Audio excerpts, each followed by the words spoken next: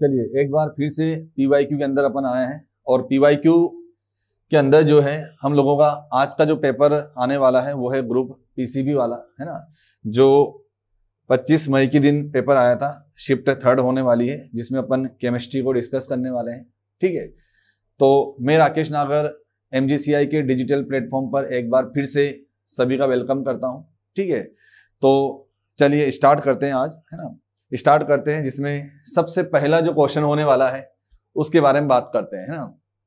Question को सबसे पहले बड़ा ध्यान से पढ़ना है कि क्वेश्चन के अंदर जो है क्या क्या पूछा गया है। ठीक है, देखिए क्वेश्चन के अंदर क्या बोला है, for a substance at a given temperature the osmotic pressure of its concentrated solution. ठीक है, क्वेश्चन को बड़े ध्यान से देखो। किसी दिए गए तापमान पर किसी पदार्थ के लिए उसके सकेंद्रित विलयन का परासरण दबाव होगा, है ना, या परासरण दाब होगा। ठीक है, सबसे पहली बात कि ऑस्मोटिक प्रेशर जिसको पाई से डिनोट किया जाता है, और पाई समानुपाती मतलब डायरेक्टली प्रोपोर्शनल क्या होता है, सी होता है, और सी का मतलब होता है कंसंट्रेशन। कंसंट्रेशन मतलब सांद्रता।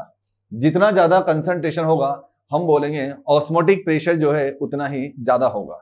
ऑस्मोटिक प्रेशर क्या होगा, उतना ही ज्यादा होगा, मतलब जितना ज्यादा कंसंट्रेशन होगा। तो देखो ध्यान से, यहाँ पे क्या बोला है, is same as that of dilute solution. क्या बोला है कि डाइल्यूट सॉल्यूशन के जैसा होगा, है ना। मतलब क्वेश्चन के अंदर ये बोला है कि कंसंट्रेटेड सॉल्यूशन और डाइल्यूट सॉल्यूशन दोनों में अपने को स्टेटमेंट बना के दिया गया है, मतलब एक कथन बना के अपने को दिए गए हैं कि किसका ऑस्मोटिक प्रेशर ज्यादा होगा, किसका ऑस्मोटिक प्रेशर ज्यादा होगा, ये हमसे बोला गया है। तो बोलो, हमको ये बात पता है कि यदि कंसंट्रेटेड सॉल्यूशन है, कोई कंसंट्रेटेड सॉल्यूशन है, और सेकंड नंबर पे हमको दिया है डाइल्यूट सॉल्यूशन दिया गया है, डाइल्यूट सॉल्यूशन दिया गया है, तो बोलो इसमें ऑस्मोटिक प्रेशर किसका ज्यादा होने वाला है, तो हम बोलेंगे कंसंट्रेटेड सॉल्यूशन का जो ऑस्मोटिक प्रेशर होगा वो सबसे ज्यादा होगा। इसका मतलब ये है कि is lower than that of dilute solution. ये स्टेटमेंट भी कैसा हो जाएगा, गलत हो जाएगा। Is higher than that of dilute solution, बिल्कुल ये वाला स्टेटमेंट कैसा होने वाला है, एकदम करेक्ट, क्योंकि कंसंट्रेटेड सॉल्यूशन का जो ऑस्मोटिक प्रेशर है वो डाइल्यूट सॉल्यूशन से कैसा होगा, ज्यादा होगा। ठीक है क्या, तो सीधा सीधा स्टेटमेंट वाला क्वेश्चन है और बिल्कुल थ्योरेटिकल वाला क्वेश्चन है, इसमें कोई भी कंफ्यूजन नहीं होना चाहिए। ठीक है, चलिए नेक्स्ट क्वेश्चन की ओर चलते हैं।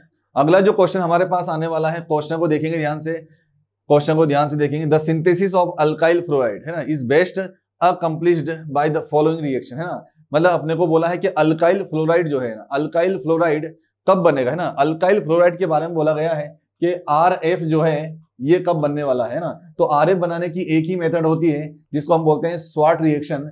बिल्कुल स्वाट रिएक्शन होने वाली है कि यदि RBr अपने को दिया गया है या फिर बोलो RCl अपने को दिया गया है, यदि इसकी रिएक्शन किसी कैटालिस्ट बहुत ज्यादा इंपॉर्टेंट है ना, ये भी एग्जाम के अंदर पूछे गए हैं। स्वाट की जो कैटालिस्ट है वो बहुत ज्यादा इंपॉर्टेंट होने वाले हैं। बोलो यहाँ पर एक हमने लिखा है AgF, सेकंड लिखा है COF2, और बोलो AsF3 लिखा गया है। ये कुछ कैटालिस्ट मैंने यहाँ लिखे हैं जिससे ये Br और Cl क्या हो जाएंगे, रिप्लेस, और यहाँ क्या आने वाला है, RF बनने वाला है। स्वाट रिएक्शन जो है बहुत ज्यादा इंपॉर्टेंट होने वाली है, जिससे क्या बनता है, अल्काइल फ्लोराइड बनता है। क्या बनता है, अल्काइल फ्लोराइड बनता है। डायरेक्ट क्वेश्चन कई बार पूछे गए हैं स्वाट रिएक्शन के बारे में।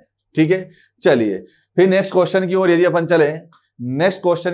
चले, तो अगला क्वेश्चन सभी लोग ध्यान से देखेंगे। सिंस फिजियोसॉर्प्शन है ना, जो फिजिकल एड्सॉर्प्शन है उसके बारे में बोला जा रहा है। Physical adsorption arises mainly because of van डोनल फोर्स। बिल्कुल, इट मींस, इसका क्या मतलब है, और अपने को पूछा क्या है ना, पूछा क्या है, incorrect option. It means adsorption is, है ना, इनकरेक्ट ऑप्शन पूछा गया है सबसे पहले। तो क्वेश्चन को बड़े अच्छे से मार्क करना है कि गलत पूछा है कि सही पूछा है। क्वेश्चन के अंदर देखेंगे क्वेश्चन में क्या पूछा गया है, गलत पूछा गया है ना। तो देखो ध्यान से, कौन सा वाला एड्सॉर्प्शन बोला है, फिजिकल एड्सॉर्प्शन।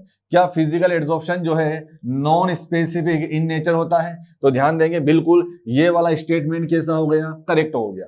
लेकिन करेक्ट ही हमारा आंसर नहीं होगा, जो इनकरेक्ट होगा वो हम लोगों का सही आंसर होगा। क्या ये रिवर्सिबल नेचर का होता है? बिल्कुल फिजिकल एड्सॉर्प्शन रिवर्सिबल का होता है ना, ये भी एकदम करेक्ट हो गया। फिर बोलो मल्टी मोलिकुलर लेयर होता है, बोलो मल्टी मोलिकुलर इन लेयर में होता है या मल्टी मोलिकुलर लेयर होता है, ये भी क्या होने वाला है, एकदम करेक्ट होने वाला है। ठीक है। नेक्स्ट में यदि अपन बात करें एंथैल्पी डिपेंडेंट, तो ये जो है एंथैल्पी डिपेंडेंट नहीं होता है, बिल्कुल भी एंथैल्पी डिपेंडेंट नहीं होता। यदि केमिकल एड्सॉर्प्शन होता तो वो एंथैल्पी डिपेंडेंट होता। इसका मतलब सही आंसर जो अपना आने वाला है ये इनकरेक्ट है, और जो इनकरेक्ट है वही क्या होने वाला है, हमारा करेक्ट होने वाला है। मतलब स्टेटमेंट को पढ़ना है, स्टेटमेंट को पढ़ के अपने को सही जवाब ढूंढना रहेगा, है ना, कि ये गलत बात है कि सही बात है, ये सही बोल रहा है कि गलत बोल रहा है। जो गलत बात बोली जाएगी वही हम लोगों का सही आंसर होगा, ठीक है क्या। चलिए फिर नेक्स्ट क्वेश्चन की ओर चलते हैं। नेक्स्ट क्वेश्चन की ओर चलते हैं, देखो ध्यान से। इन अ प्योर, देखो सॉलिड स्टेट का क्वेश्चन है ना, ठोस अवस्था का क्वेश्चन है। In pure crystal the lattice point can not B occupied by, है ना, कैन नॉट बी ऑक्यूपाइड, है ना। लेटाइस पॉइंट मतलब हम एटम को बोलते हैं, मॉलिक्यूल को बोलते हैं और आयंस को बोलते हैं। जो ऑक्यूपाई करते हैं मतलब जो सॉलिड बनाते हैं उनको हम बोलते हैं कि एटम से बन सकता है, मॉलिक्यूल से बन सकता है, आयंस से बन सकता है ना। और बोलो इलेक्ट्रॉन कभी भी जो है लेटाइस पॉइंट नहीं होता है, मतलब ये हम लोगों का क्या होने वाला है, आंसर होने वाला है, ठीक है। लेकिन यहाँ पे जो है ये ए, बी और बोलो सी नहीं होगा, क्योंकि ये लेटाइस पॉइंट हो गए। क्वेश्चन बोला है कि कौन लेटाइस पॉइंट नहीं होगा, है ना, ये हमसे क्वेश्चन बोला गया है। तो इलेक्ट्रॉन कभी भी ऑक्यूपाई नहीं करेगा लेटाइस पॉइंट के अंदर, ठीक है क्या। जब ये पढ़ा होगा हम लोगों ने, एटम, मॉलिक्यूल कोवेलेंट सॉलिड होते हैं, आयोनिक सॉलिड होते हैं ना, नेटवर्क सॉलिड होते हैं, ये सारे सॉलिड के अंदर कहीं ना कहीं लेटाइस पॉइंट आते हैं। क्या आते हैं, लेटाइस पॉइंट आते हैं। चलिए नेक्स्ट क्वेश्चन में चलते हैं। अगला क्वेश्चन देखो, देखिए, विच ऑफ द फॉलोइंग हार्मोन, है ना, is responsible for the development of secondary female characteristic and participate in control of menstrual cycle. देखो ध्यान से, ये जो है सबसे पहले जो है इसको कंट्रोल करने के लिए एस्ट्रोजन हो सकता है ना, ये जो है एस्ट्रोजन हो सकता है, एस्ट्रोजन हो सकता है, जो बिल्कुल कैसा होता है, नेचुरल होता है, जो बिल्कुल कैसा होता है, नेचुरल होता है। और यदि आर्टिफिशियल के बारे में बात करें तो किसका यूज किया जाता है, किसका यूज किया जाता है, एस्ट्रा है ना, एस्ट्रा डाइओल का यूज किया जाता है। एस्ट्रा डाइओल जो कैसा होता है, आर्टिफिशियल होता है, जो कैसा होता है, आर्टिफिशियल होता है, जो कैसा होता है, आर्टिफिशियल होता है। मतलब आंसर क्या आने वाला है, बी। ये बिल्कुल याद करने वाला क्वेश्चन है, लर्न करने वाला क्वेश्चन होने वाला है, ठीक है। चलिए बात करते हैं isomerism shown by CONH3 whole thrice NO2 whole thrice, है ना। क्वेश्चन को ध्यान से देखो, पहले कौन आइसोमेरिज्म शो करता है, कौन सी आइसोमेरिज्म शो हो रही है ना। थोड़ा सा क्वेश्चन को ध्यान से देखेंगे, है ना। सबसे पहले जो है ये वाला जो क्वेश्चन होता है, सभी लोग ध्यान से देखेंगे। इसको यदि मैं एक सिंपल फॉर्मेट में कन्वर्ट करता हूं तो M लिखा जाएगा, और ये बोलो A3 और ये बोलो B3, है ना। MA3B3 जो है जियोमेट्रिकल आइसोमेरिज्म शो करता है, और ये बहुत ज्यादा स्पेशल केस होने वाला है। इसको हम लोग फेस एंड बोलो मर आइसोमेरिज्म भी बोलते हैं ना। फेस एंड बोलो, सिस और ट्रांस की जगह यहाँ एक नया नाम दिया गया है, फेस एंड बोलो मर आइसोमेरिज्म। फेस और मर आइसोमेरिज्म क्या होता है, मतलब आंसर सीधा अपन इसको जो है 3-3 देख के अपन सीधा लगा सकते हैं। फेशियल और बोलो मेरिडोनियल आइसोमेरिज्म होता है। लेकिन फेशियल और मेरिडोनियल क्या होता है, पहले ये समझो कि ये सबसे पहले ऑक्टाहेड्रल वाला केस है, क्योंकि लिगेंड मेरे पास कितने हैं, 6, मतलब कोऑर्डिनेशन नंबर कितने हो जाएंगे, 6 हो जाएंगे। कोऑर्डिनेशन नंबर 6 हो रहा है, मतलब ऑक्टाहेड्रल बिल्कुल सिंपल सी पॉसिबिलिटी है। यदि मैंने यहां लिखा मेटल और मैंने यहां लिखा ए लिगेंड लिखा गया, है ना, फिर मैंने लिखा यहां ए लिगेंड, फिर मैंने लिखा ए लिगेंड, फिर मैंने लिखा ए लिगेंड, और फिर मैंने लिखा ए लिगेंड, और यहां बोलो ए लिगेंड लिखा गया, ठीक है। उसके बाद जो है इस तरीके से मैंने क्या किया है, एक ऑक्टाहेड्रल कॉम्प्लेक्स बनाया है ना। इस तरीके से मैंने क्या बनाया, ऑक्टाहेड्रल कॉम्प्लेक्स बनाया। लेकिन मेरे पास जो लिगेंड है ना, मेरे पास जो लिगेंड है 3 एक जैसे हैं और 3 एक जैसे हैं, है ना। अब यदि मान लो यहां पर क्या हो रहा है, ध्यान से देखेंगे, यदि मैं क्या करता हूं, ध्यान से देखेंगे सभी लोग, है ना। यदि मैं क्या करता हूं, ये मेरे पास एक ऑक्टाहेड्रल कॉम्प्लेक्स है ना। मैंने पहले केवल तुमको एक ऑक्टाहेड्रल कॉम्प्लेक्स बताया कि ऑक्टाहेड्रल दिखता कैसा है ना। अब यदि मान लो यहां ध्यान से देखेंगे कि ये ए वाला लिगेंड और ये वाला ए और ये वाला ए, ये बिल्कुल एक ही फेज में होने वाला है, बिल्कुल एक फेज में ना। कैसे होने वाला है, देखो मैंने यहां पर सबसे पहले M लिखा, मैंने बोला यहाँ A, है ना, मैंने बोला यहाँ पर A, फिर मैंने बोला A, ठीक है। और बोलो मैं यहाँ पर दूसरे लिगेंड और बना रहा हूं। देखो मैंने यहाँ लिखा बोलो B, मैंने लिखा बोलो यहाँ पे क्या लिखा बोलो B, और मैंने यहाँ लिखा बोलो B, ठीक है। इस तरीके से मैंने क्या किया है, ध्यान से देखेंगे, है ना, बिल्कुल ध्यान से देखेंगे। बिल्कुल ध्यान से देखेंगे, है ना। अब देखो ध्यान से, ठीक है। अब ये वाले जो 3 लिगेंड होने वाले हैं, सभी लोग ध्यान से इधर देखेंगे। ये जो 3 लिगेंड होने वाले हैं, ये जो 3 लिगेंड होने वाले हैं, ये बिल्कुल एक ही फेज में है, बिल्कुल एक फेज में ना। बिल्कुल इसको जो है ये एम जो है, ये वाला ए लिगेंड है ना, बिल्कुल इधर है, इस साइड पे ना, बिल्कुल इस साइड पे है। तो बोलो यहाँ वाला लिगेंड और ये 2 लिगेंड बिल्कुल एक फेज पे, एक ही फेज पे आ रहे हैं ना। तो जब 3 लिगेंड एक फेज पे आ जाए, और ये जो 3 लिगेंड है ना, ये जो 3 लिगेंड है, बिल्कुल ये तीनों एक फेज पे, इधर वाले 3 एक फेज पे हैं, इधर वाले 3 एक फेज पे हैं, तो इसको हम बोलते हैं फेशियल। जब एक ही फेज पर 3 लिगेंड आ जाते हैं तो हम उसको क्या बोलते हैं, फेशियल, है ना, फेशियल आइसोमर बोलते हैं। और जब यहाँ पे मान लो चेंज हो जाए, यहाँ पे क्या हो जाए, चेंज हो जाए। चेंज कैसे हो जाएगा देखो, है ना, इसको तो अपन क्या बोल देंगे, बोलो, इसको तो हम क्या बोल देंगे, फेस आइसोमर, है ना, इसको क्या बोल दिया जाएगा, फेस आइसोमर। अब यदि मान लो यहाँ पे क्या किया जाए, देखो ये एम लिखा गया है, और यहाँ बोलो इस तरीके से मैंने ए लिखा, इस तरीके से मैंने क्या लिखा, ए लिखा, ठीक है। फिर बोलो, फिर मैंने यहाँ किया, देखो ध्यान से, मैंने यहाँ पे क्या किया, यहाँ पे मैंने क्या किया, एक बी मैंने यहाँ लिख दिया, क्या लिख दिया मैंने, बी यहाँ लिख दिया, ठीक है। फिर देखो यदि मैं ए यहाँ लिखता हूँ, देखो मैं यहाँ पर ए लिखता हूँ, है ना, ये ए लिखता हूँ, उसके बाद मैं यहाँ क्या लिख रहा हूँ, बी लिख रहा हूँ, ठीक है। ये मैंने क्या लिखा, बी, और यहाँ क्या लिख दिया, बोलो बी, ठीक है। अब देखो ध्यान से, यदि मैं ये कॉम्प्लेक्स बनाता हूँ, है ना, तो बोलो ये वाला जो बी है वो बिल्कुल यहाँ होने वाला है। क्या ए और बी क्या सेम लिगेंड एक ही फेज में आ रहे हैं, तो हम बोलेंगे बिल्कुल नहीं आ रहे हैं। तो ये किस में जाने वाला है, मर मतलब मेरिडोनियल में जाएगा। फेशियल और मेरिडोनियल बिल्कुल इसी में ही पॉसिबल होने वाला है। तो बिल्कुल मॉलिक्यूलर फॉर्मूला देखते से ही सीधा अपने को क्या लगा देना है, फेशियल एंड बोलो मेरिडोनियल, ठीक है क्या, बिल्कुल। चलिए आगे बढ़ते हैं यहां से नेक्स्ट क्वेश्चन की ओर। नेक्स्ट क्वेश्चन की ओर चलते हैं, देखेंगे सभी लोग ध्यान से। If two substance A and B, है ना, इफ टू सब्सटेंस दिया है ए और बी, है ना, पी नोट ए दिया गया है रेशो में, फिर पी नोट भी दिया है बराबर करके ए रेशो 2, मतलब है ना 1 रेशो क्या दिया है, 2 दिया है ना, 1 रेशो 2 दिया है। And have mole fraction in the ratio 1 ratio 2, है ना, then mole fraction of A in vapours is, है ना। मोल फ्रैक्शन पूछा है, वो भी किसमें पूछा है, वेपर फेज में। वेपर फेज मतलब वाष्प अवस्था में पूछा गया है।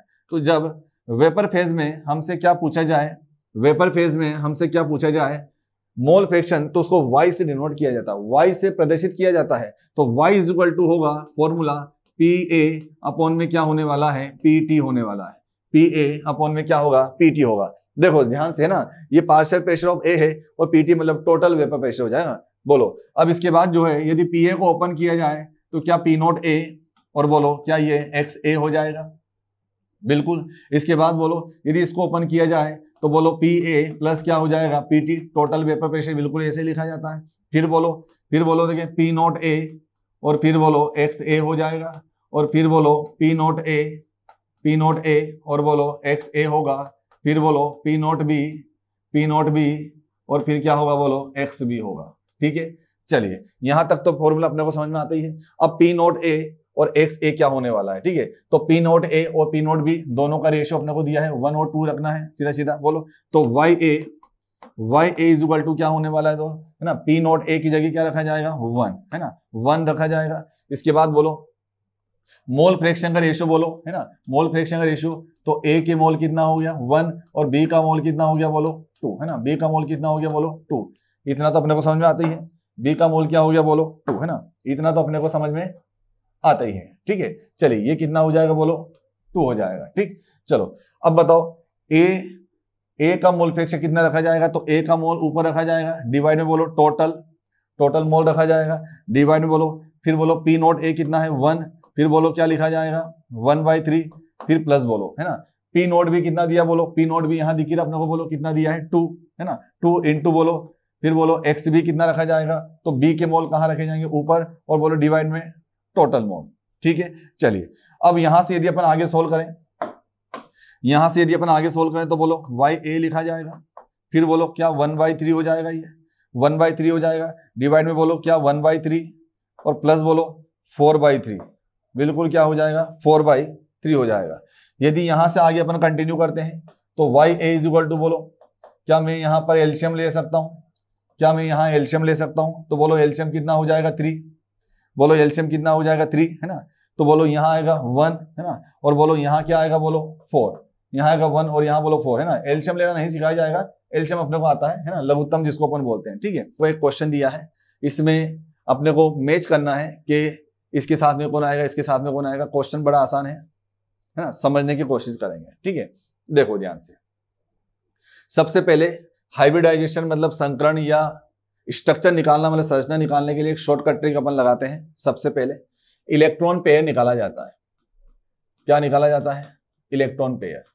इलेक्ट्रॉन पेयर का फॉर्मूला होता है 1/2, ठीक है। और यहां लिखा जाएगा valence electron of central atom, ठीक, प्लस बोलो यूनिवेलेंट एटम। यूनिवेलेंट एटम है ना, यूनिवेलेंट एटम के अंदर बचपन से पढ़ते आ रहे हैं, बोलो हाइड्रोजन, बोलो फ्लोरीन, बोलो क्लोरीन, बोलो ब्रोमीन और बोलो आयोडीन। इनके अलावा यदि कोई आएगा तो क्या लिखेंगे? जीरो, है ना। उसके बाद यदि कोई चार्ज आता है, अब अपने पास जो है चार्ज वाला कोई एक भी मॉलिक्यूल, एक भी एग्जांपल नहीं है, एक भी उदाहरण अपने को चार्ज वाला, आवेश वाला नहीं दिया है ना। यदि मान लो इनके ऊपर कोई केटाइन चार्ज होता तो माइनस केटाइन चार्ज कर देते हैं, और यदि नेगेटिव चार्ज होता तो प्लस एनाइन चार्ज कर देते हैं। लेकिन अभी ऐसा कुछ नहीं है, तो मैं फॉर्मूले को यहीं पे क्लोज कर रहा हूं, ठीक है। चलिए सबसे पहला ऑप्शन उठाएं, है ना। सबसे पहला ऑप्शन यदि अपन उठाएं तो बताओ, सबसे पहले इलेक्ट्रॉन पेयर यदि मुझे निकालना है, इलेक्ट्रॉन पेयर यदि मुझे निकालना है तो बोलो 1/2 करूंगा, है ना। फिर बोलो सेंट्रल एटम, है ना, जिनोन नोबल गैस है तो बोलो सेंट्रल एटम अपने को पता है 8 होने वाला है। और यूनिवेलेंट क्या, यूनिवेलेंट कितने जुड़े हैं? बोलो 6, तो बिल्कुल 6 लिखा जाएगा। बिल्कुल क्या लिखा जाएगा? 6 लिखा जाएगा। बोलो ये कितना हो जाएगा? बोलो ये कितना हो जाएगा? 14/2 मतलब कितना आएगा? 7, है ना। 7 मतलब हाइब्रिडाइजेशन क्या आने वाला है बताओ? sp3 और क्या आएगा? बोलो d3, है ना। sp3 बोलो d3, है ना। sp3 d3 आने वाला है।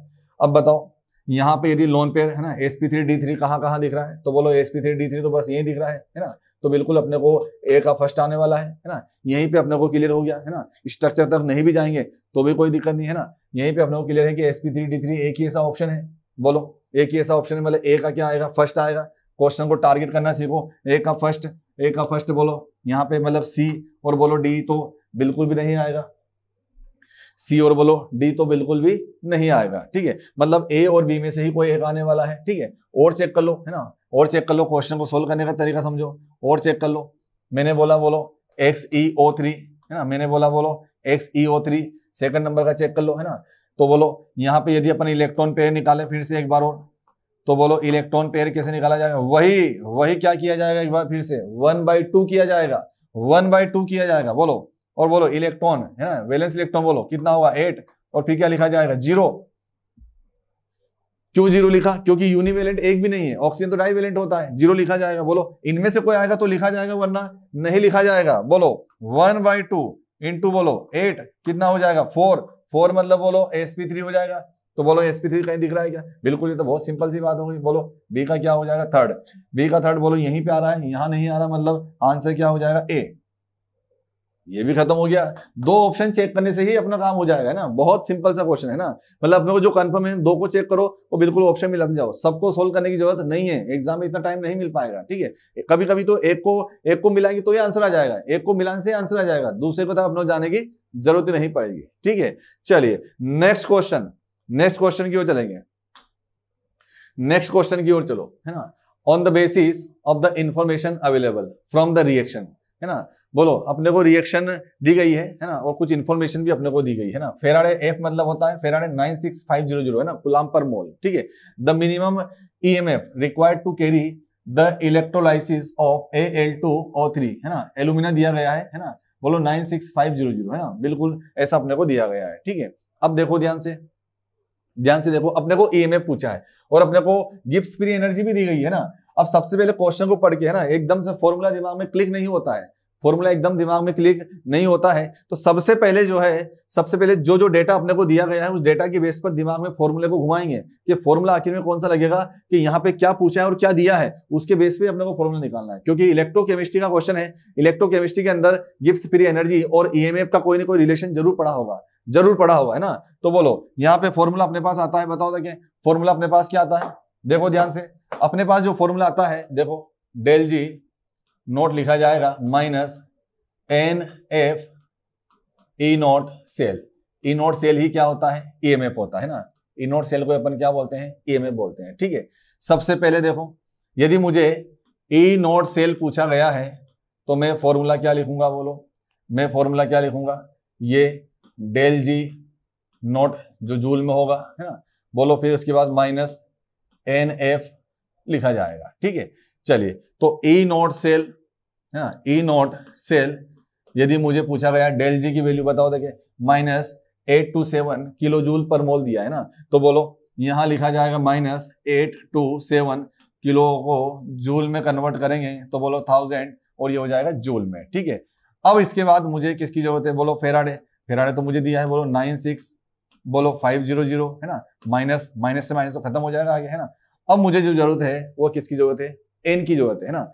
अब एन क्या होता है देखो, एन निकालने का फॉर्मूला होता है टोटल एटम है ना, टोटल परमाणु, मतलब टोटल एटम लिखा जाएगा, टोटल एटम और ब्रैकेट में लिखा जाएगा हॉस माइनस लॉस। ठीक है, ये एक ट्रिक बना देखिए अपन ने है ना, बहुत शॉर्टकट ट्रिक है और बहुत सीधा सिंपल, एक भी क्वेश्चन गलत नहीं होगा इससे है ना। तो बोलो टोटल एटम का मतलब ये है कि स्टाइकियोमेट्रिक कोएफिशिएंट इनटू क्या करना है, एटम करना है। ठीक है, स्टाइकियोमेट्रिक कोएफिशिएंट इनटू क्या करना है, एटम करना है। हॉस का मतलब होता है हाईएस्ट ऑक्सीडेशन स्टेट और लॉस का मतलब होता है लोवेस्ट ऑक्सीडेशन स्टेट, दोनों का चेंज निकालना है। ज्यादा में से कम को माइनस करेंगे और टोटल एटम का मल्टीप्लाई करेंगे जिससे क्या आ जाएगा, एन आ जाएगा। मैं तुमको निकालना सिखाता हूं, देखो यहां देखो मुझे एक रिएक्शन दी गई है, बोलो 4/3 मुझे दिया गया है और एल्यूमिनियम दिया है। ठीक है, बोलो प्लस यहाँ O2 दिया है ना, फिर बोलो यहाँ पे क्या आने वाला है 2/3 मुझे दिया गया है ना, और फिर बोलो Al2O3 दिया गया है।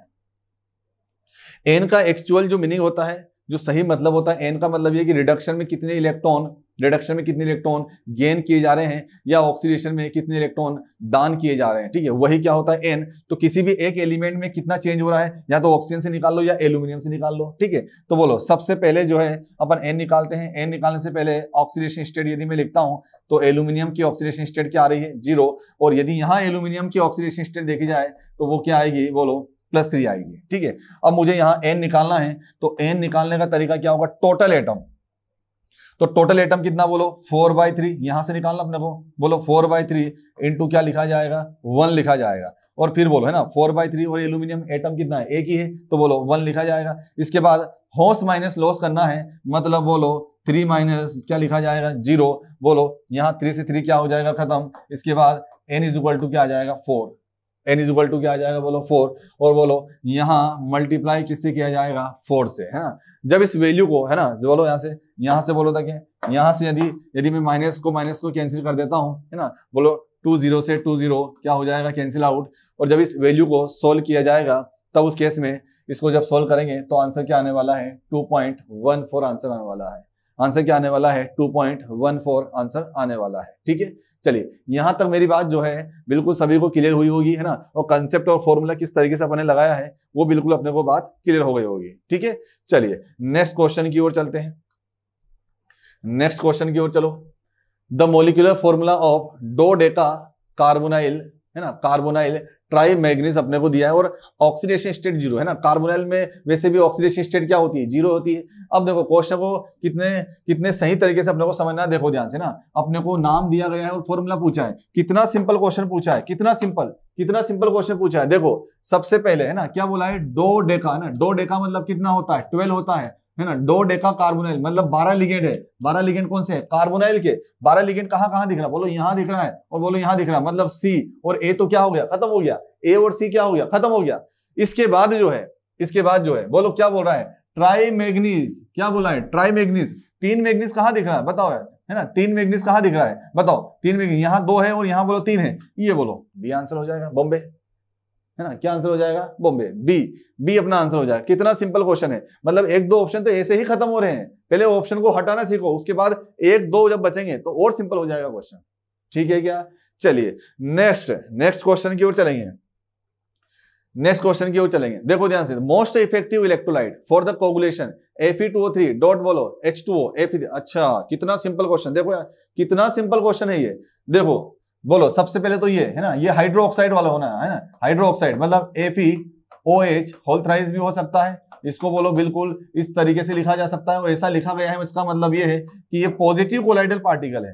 कौन सा है, पॉजिटिव कोलाइडल पार्टिकल। और इसके स्कंदन के लिए मतलब इसके कोगुलेशन के लिए मोस्ट इफेक्टिव कौन होगा, सबसे जल्दी से इसका कोगुलेशन मतलब इसका प्रेसिपिटेशन, इसका स्कंदन मतलब इसका अवक्षेपण कौन कराएगा, इसका स्कंदन कौन कराएगा, जल्दी से इसको नीचे कौन बिठाएगा। तो मुझे पता है कि जो कोगुलेटिंग आयन होगा वो कौन सा होने वाला है, नेगेटिव होने वाला है। कोगुलेटिंग आयन कौन सा होगा, नेगेटिव। इसको नेगेटिव वाला ही क्या करेगा, नीचे बिठाएगा, नेगेटिव वाला ही क्या करेगा, नीचे बिठाएगा। अब नेगेटिव वाला जो है, नेगेटिव वाला, अब नेगेटिव तो मुझे पता है कि यहाँ Ag प्लस और Cl माइनस, बिल्कुल यहाँ भी है। यहाँ बोलो Mg2 प्लस मिलेगा और बोलो यहाँ से Cl माइनस मिलेगा। यहाँ बोलो K प्लस मिलेगा, Cl माइनस मिलेगा। यहाँ बोलो Ap3 प्लस मिलेगा और यहाँ बोलो माइनस मिलेगा। बताओ यार कितना सिंपल है। यहाँ बोलो +1 मिलेगा और बोलो -3 मिलेगा। सबसे ज्यादा मोस्ट इफेक्टिव कौन होने वाला है, बताया। मोस्ट इफेक्टिव, सबसे ज्यादा नेगेटिव। हार्ड स्टूल जो पढ़ा ना हम लोगों ने, जितनी ज्यादा वैलेंसी होती है, जितना ज्यादा चार्ज होता है, उसकी जो पावर होती है, कोगुलेशन कराने की जो पावर होती है उतनी ही ज्यादा होती है। तो बोलो सबसे ज्यादा पावरफुल कौन होने वाला है ना, बोलो सबसे ज्यादा चार्ज किस पे है, डी पे।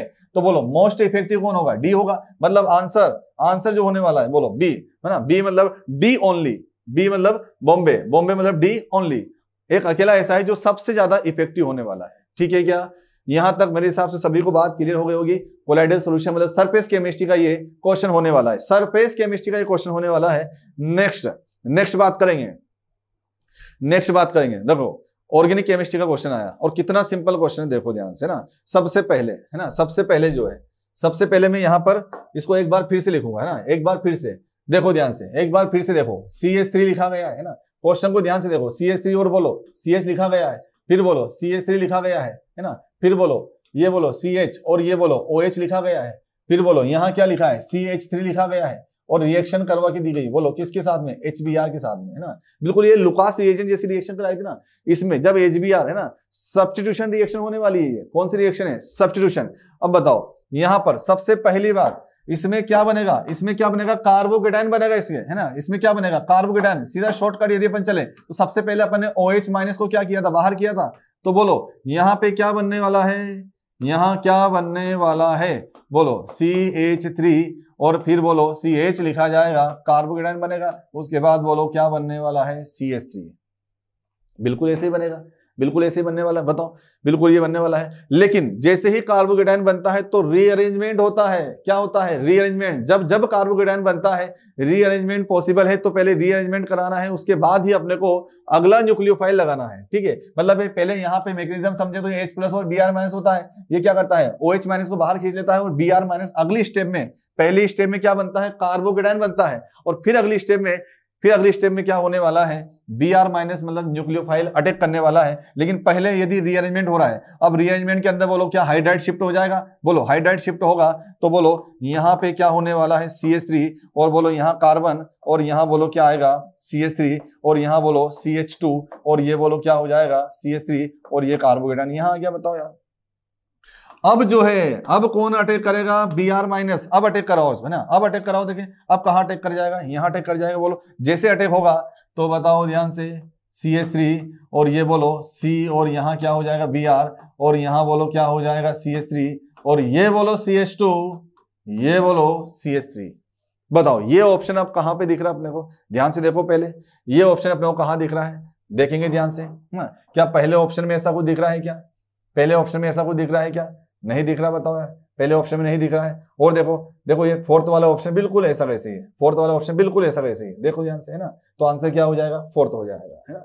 बहुत सिंपल क्वेश्चन था, बिल्कुल ऑर्गेनिक केमिस्ट्री का बहुत ही बिल्कुल रिएक्शन मैकेनिज्म वाला सब्स्टिट्यूशन वाला क्वेश्चन होने वाला है, बिल्कुल सिंपल टाइप का। ठीक है, चलिए नेक्स्ट बात करते हैं यार, तो है ना। Chlorine is extracted from brine solution.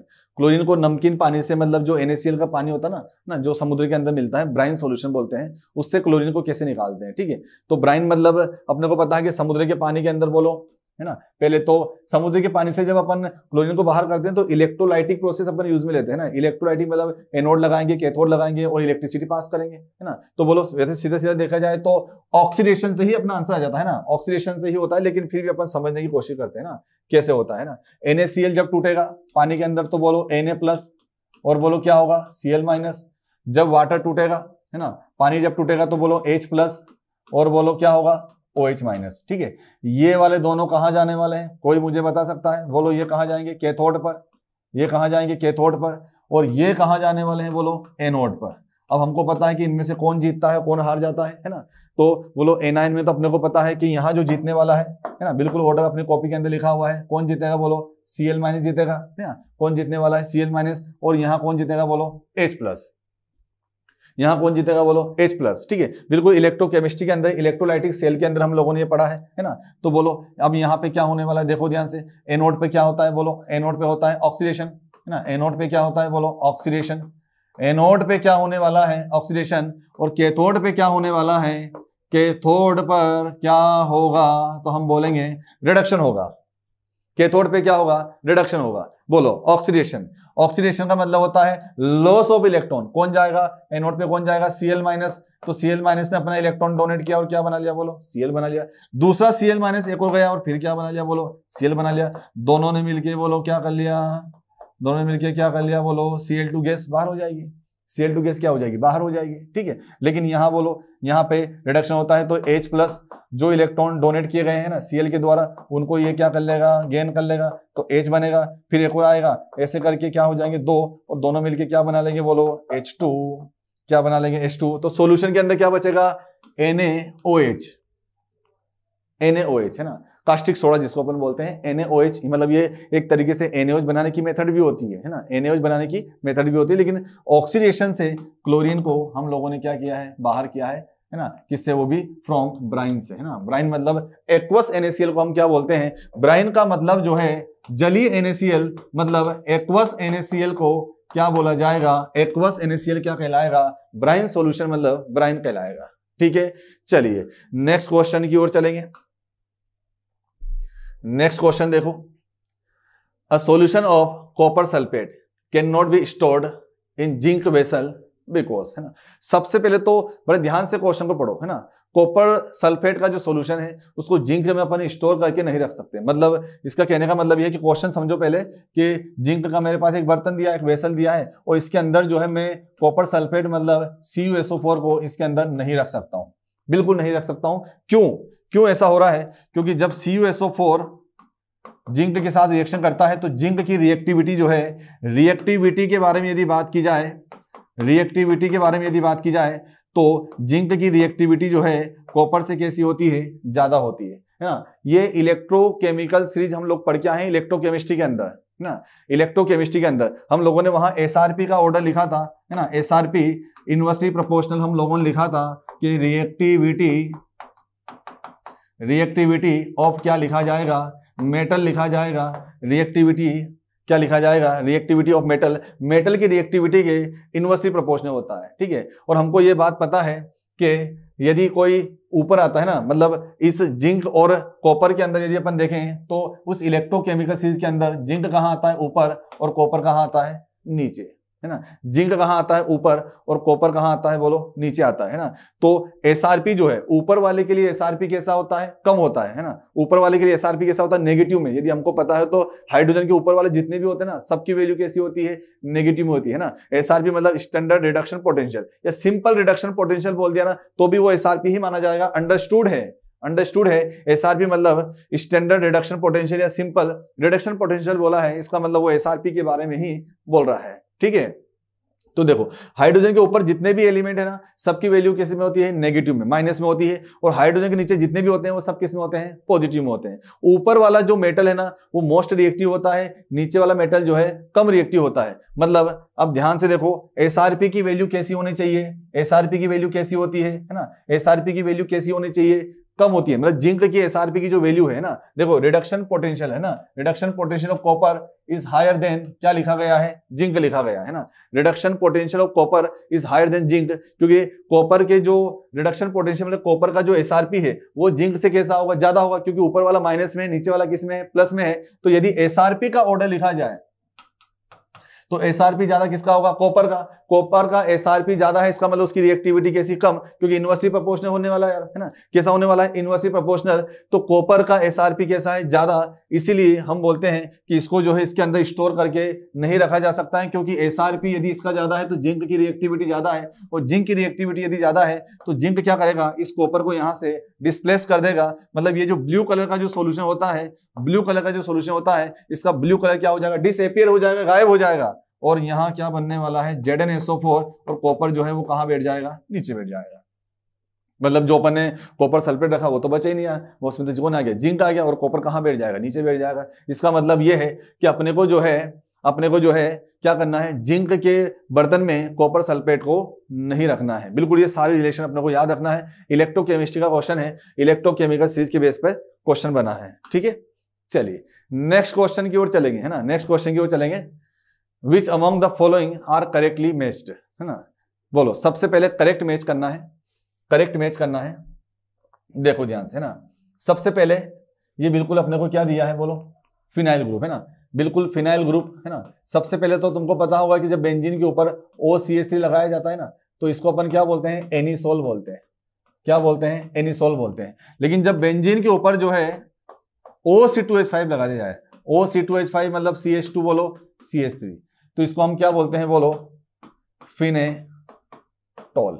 इसको हम क्या बोलते हैं, फिनेटोल बोलते हैं। मतलब ये तो बिल्कुल करेक्ट होने वाला है ना, ये बिल्कुल क्या हो गया, करेक्ट, है ना। अब ए कहाँ दिख रहा है, एक बार चेक कर लो, है ना। ए बोलो यहाँ पे दिख रहा है और यहाँ तो बिल्कुल दिख रहा है, मतलब बी खत्म हो गया। ए अपने को यहाँ दिख रहा है और बी ये बिल्कुल खत्म हो गया, है ना। कुछ ऑप्शन तो अपने ऐसे खत्म हो गए। और चेक करो, और चेक करो देखें, है ना। बोलो यहाँ पे बोलो, है ना, ये देखो फिनाइल मिथाइल, है ना, और डाई मिथाइल ईथर दे दिया, ये बोलो गलत हो गया, है ना। ये तो फिनाइल मिथाइल होगा, है ना, या मिथाइल फिनाइल होगा, ऐसा कोई ऑप्शन नहीं है, ठीक है। उसके बाद देखो, ये देखो कितने कार्बन स्टेट चेन में जा रहे हैं, है ना, 6 और 1 7, एन हेप्टाइल मतलब हेप्टाइल, और ये बोलो फिनाइल, है ना, तो फिनाइल हेप्टाइल या हेप्टाइल फिनाइल बोलो, और क्या हो जाएगा, ईथर। तो बिल्कुल ये भी क्या हो गया, करेक्ट। मतलब बी कहाँ आ रहा है बताओ यार, बी बोलो यहाँ आ रहा है, यहाँ बी नहीं है ना, यहाँ बी नहीं है बोलो। और सी वाला तो अपने को गलत ही दिख रहा है, देखो ये देखो मिथाइल इथाइल ईथर, है ना। तो बोलो ये तो इथाइल इथाइल ईथर है यार, है ना। तो आंसर क्या हो जाएगा, बोलो ए और बी दोनों सही है, ये गलत हो गया। बोलो आंसर क्या हो गया, ए ना। बिल्कुल IUPAC ने है ना, IUPAC नहीं, इसमें तो कॉमन सिस्टम में नाम पूछा, बताओ यार कितना सिंपल है, कॉमन सिस्टम में नाम पूछे गए हैं। बिल्कुल ऐसे कैसे नोट्स में से उठ के आए हैं, है ना, ऐसे कैसे उठ के आए हैं, बिल्कुल नोट्स में ऐसे कैसे लिखा हुआ है, ठीक है। चलिए नेक्स्ट क्वेश्चन की ओर चलो, नेक्स्ट क्वेश्चन चलो। Which of the following are the characteristic of chemis option. बिल्कुल केमिकल एड्सॉर्प्शन के बारे में पूछा इस बार, है ना। बिल्कुल अपने को क्या बोला है, बिल्कुल केमिकल एड्सॉर्प्शन के बारे में जो स्टेटमेंट है, जो कैरेक्टरिस्टिक है, वो हमसे पूछी गई है। कौन सी बात सही है, कौन सी बात गलत है, वही पढ़ना फिर से। हाईली स्पेसिफिक इन नेचर होता है, बिल्कुल बात सही है। मतलब केमिकल रिएक्शन हर कहीं भी नहीं होती है ना, हर कहीं पे कोई भी केमिकल आपस में रिएक्शन नहीं करते हैं। हाईली स्पेसिफिक होता है, बिल्कुल बात सही है ना, हाईली स्पेसिफिक होता है। लो एक्टिवेशन एनर्जी बिल्कुल गलत, क्योंकि उसकी तो एक्टिवेशन एनर्जी बहुत ज्यादा होती है ना। लो एक्टिवेशन तो फिजिकल एड्सॉर्प्शन में होती है, या फिर नो एक्टिवेशन एनर्जी किस में होगी, या लो किस में होगी, फिजिकल एड्सॉर्प्शन में। इसमें तो हाई होती है, तो ये बात गलत हो गई, है ना। हाई हीट ऑफ एड्सॉर्प्शन, बिल्कुल हीट ऑफ एड्सॉर्प्शन 80 से 240 के आसपास जो है, बिल्कुल इसी में होने वाली है ना, बिल्कुल। तो ये बात भी क्या हो गई, बिल्कुल सही हो गई, है ना। रिवर्सिबल इन नेचर, रिवर्सिबल तो होते नहीं है, तो इरिवर्सिबल होता है, क्योंकि कोई भी पार्टिकल आएगा और वहीं पे चिपक जाएगा, वहीं पे बॉन्ड बना लेगा। बॉन्ड स्ट्रॉन्ग बनता है, केमिकल बॉन्ड बनता है, तो पार्टिकल वापस बाहर नहीं जा पाता है। इसका मतलब ये भी क्या हो गया, गलत। बोलो ये भी क्या हो गया, गलत हो गया। इसका मतलब ए और सी, है ना, ए और सी दोनों क्या होने वाले हैं, सही होने वाले हैं ना। ए और सी क्या होने वाले हैं, सही होने वाले हैं, ठीक है। चलिए बहुत सिंपल, फिर से एक बार और सरफेस केमिस्ट्री का क्वेश्चन था। नेक्स्ट क्वेश्चन में आ जाओ, है ना, नेक्स्ट क्वेश्चन में आ जाओ। Which of the following compound is most reactive towards nucleophilic addition reaction, है ना। न्यूक्लियोफिलिक एडिशन रिएक्शन की ओर चलो, है ना, न्यूक्लियोफिलिक एडिशन रिएक्शन की ओर चलो। देखो ध्यान से, है ना, न्यूक्लियोफिलिक एडिशन रिएक्शन, है ना, ये बोलो ये बिल्कुल रिएक्शन होने वाला है ना। न्यूक्लियोफिलिक एडिशन रिएक्शन की ओर चलेंगे। न्यूक्लियोफिलिक एडिशन रिएक्शन कौन जल्दी से देता है, तो बिल्कुल ऑर्डर को ध्यान समझो, है ना। यदि एक ऑर्डर भी अपने याद कर लिया बिल्कुल सिंपल वाला, तो बिल्कुल अपने को बात समझ में आ जाएगी, ठीक है। सबसे पहले न्यूक्लियोफिलिक एडिशन में सबसे ज्यादा रिएक्टिव होता है फॉर्मेल्डिहाइड। पहले तो हमको ये बात पता होगी कि कार्बोनाइल कंपाउंड जो है यही न्यूक्लियोफिलिक एडिशन रिएक्शन देता है ना। कार्बोनाइल कंपाउंड, पहले देखो ध्यान से, है ना, कार्बोनाइल कंपाउंड किस तरीके से न्यूक्लियोफिलिक एडिशन रिएक्शन देता है। कार्बोनाइल कंपाउंड मतलब बोलो, कार्बोनाइल कंपाउंड मतलब बोलो C डबल बॉन्ड O, बिल्कुल ये होने वाला है। और बोलो यहाँ पे मैंने लिखा बोलो HCN, है ना, HCN लिखा, बोलो H प्लस और बोलो CN माइनस। पहले न्यूक्लियोफाइल अटैक करेगा, तो बोलो कहाँ पे अटैक होने वाला है कि ये पाई बॉन्ड यहाँ शिफ्ट होता है, तो ये माइनस और ये बोलो क्या होगा, प्लस, और ये सीधा अटैक कहाँ करेगा, कार्बन पर। तो इसका मतलब ये है कि ये कार्बन कार्बन और यहाँ बोलो कौन जुड़ेगा CN और यहाँ बोलो O-, इसके बाद कौन जुड़ने वाला है H+, और जैसे H+ जुड़ेगा तो बोलो क्या बनने वाला है O, और बोलो यहाँ पर ये आया CN और यहाँ बोलो क्या आएगा OH। तो न्यूक्लियोफिलिक एडिशन रिएक्शन का मतलब है कि पाई बॉन्डेड है तो एडिशन रिएक्शन देगा, है ना, पर ये जल्दी से CN- जो है इन चारों में से किसके ऊपर CN- अटैक करेगा, किसके ऊपर CN- अटैक करेगा।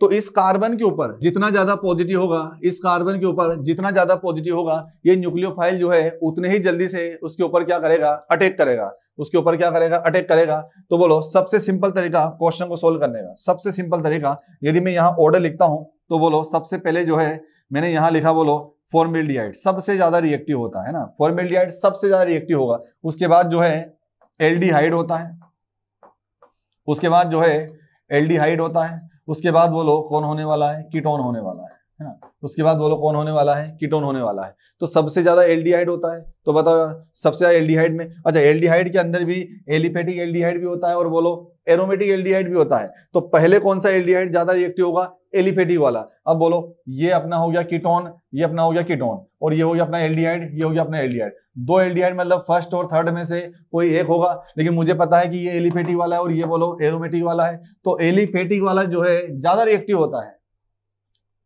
एलिफेटिक वाला जो है ज्यादा रिएक्टिव होता है ना, एलिफेटिक वाला जो है ज्यादा रिएक्टिव होता है। बिल्कुल ये बात दिमाग में अपने बिठा लेना है ना, बिल्कुल मोस्ट इंपोर्टेंट बात होने वाली है कि एलिफेटिक एल्डिहाइड जो है ज्यादा रिएक्टिव होगा। यदि ये एक तरीके से जो रैंडम ऑर्डर है, यदि एक जनरल ऑर्डर जो है, एक जनरल ट्रेंड जो है, यदि ये भी अपने याद कर लिया तो भी अपने सारे क्वेश्चन सही हो जाएंगे। ठीक है क्या, चलिए नेक्स्ट बात करते हैं, नेक्स्ट क्वेश्चन, नेक्स्ट क्वेश्चन देखो, the activation energy for a reaction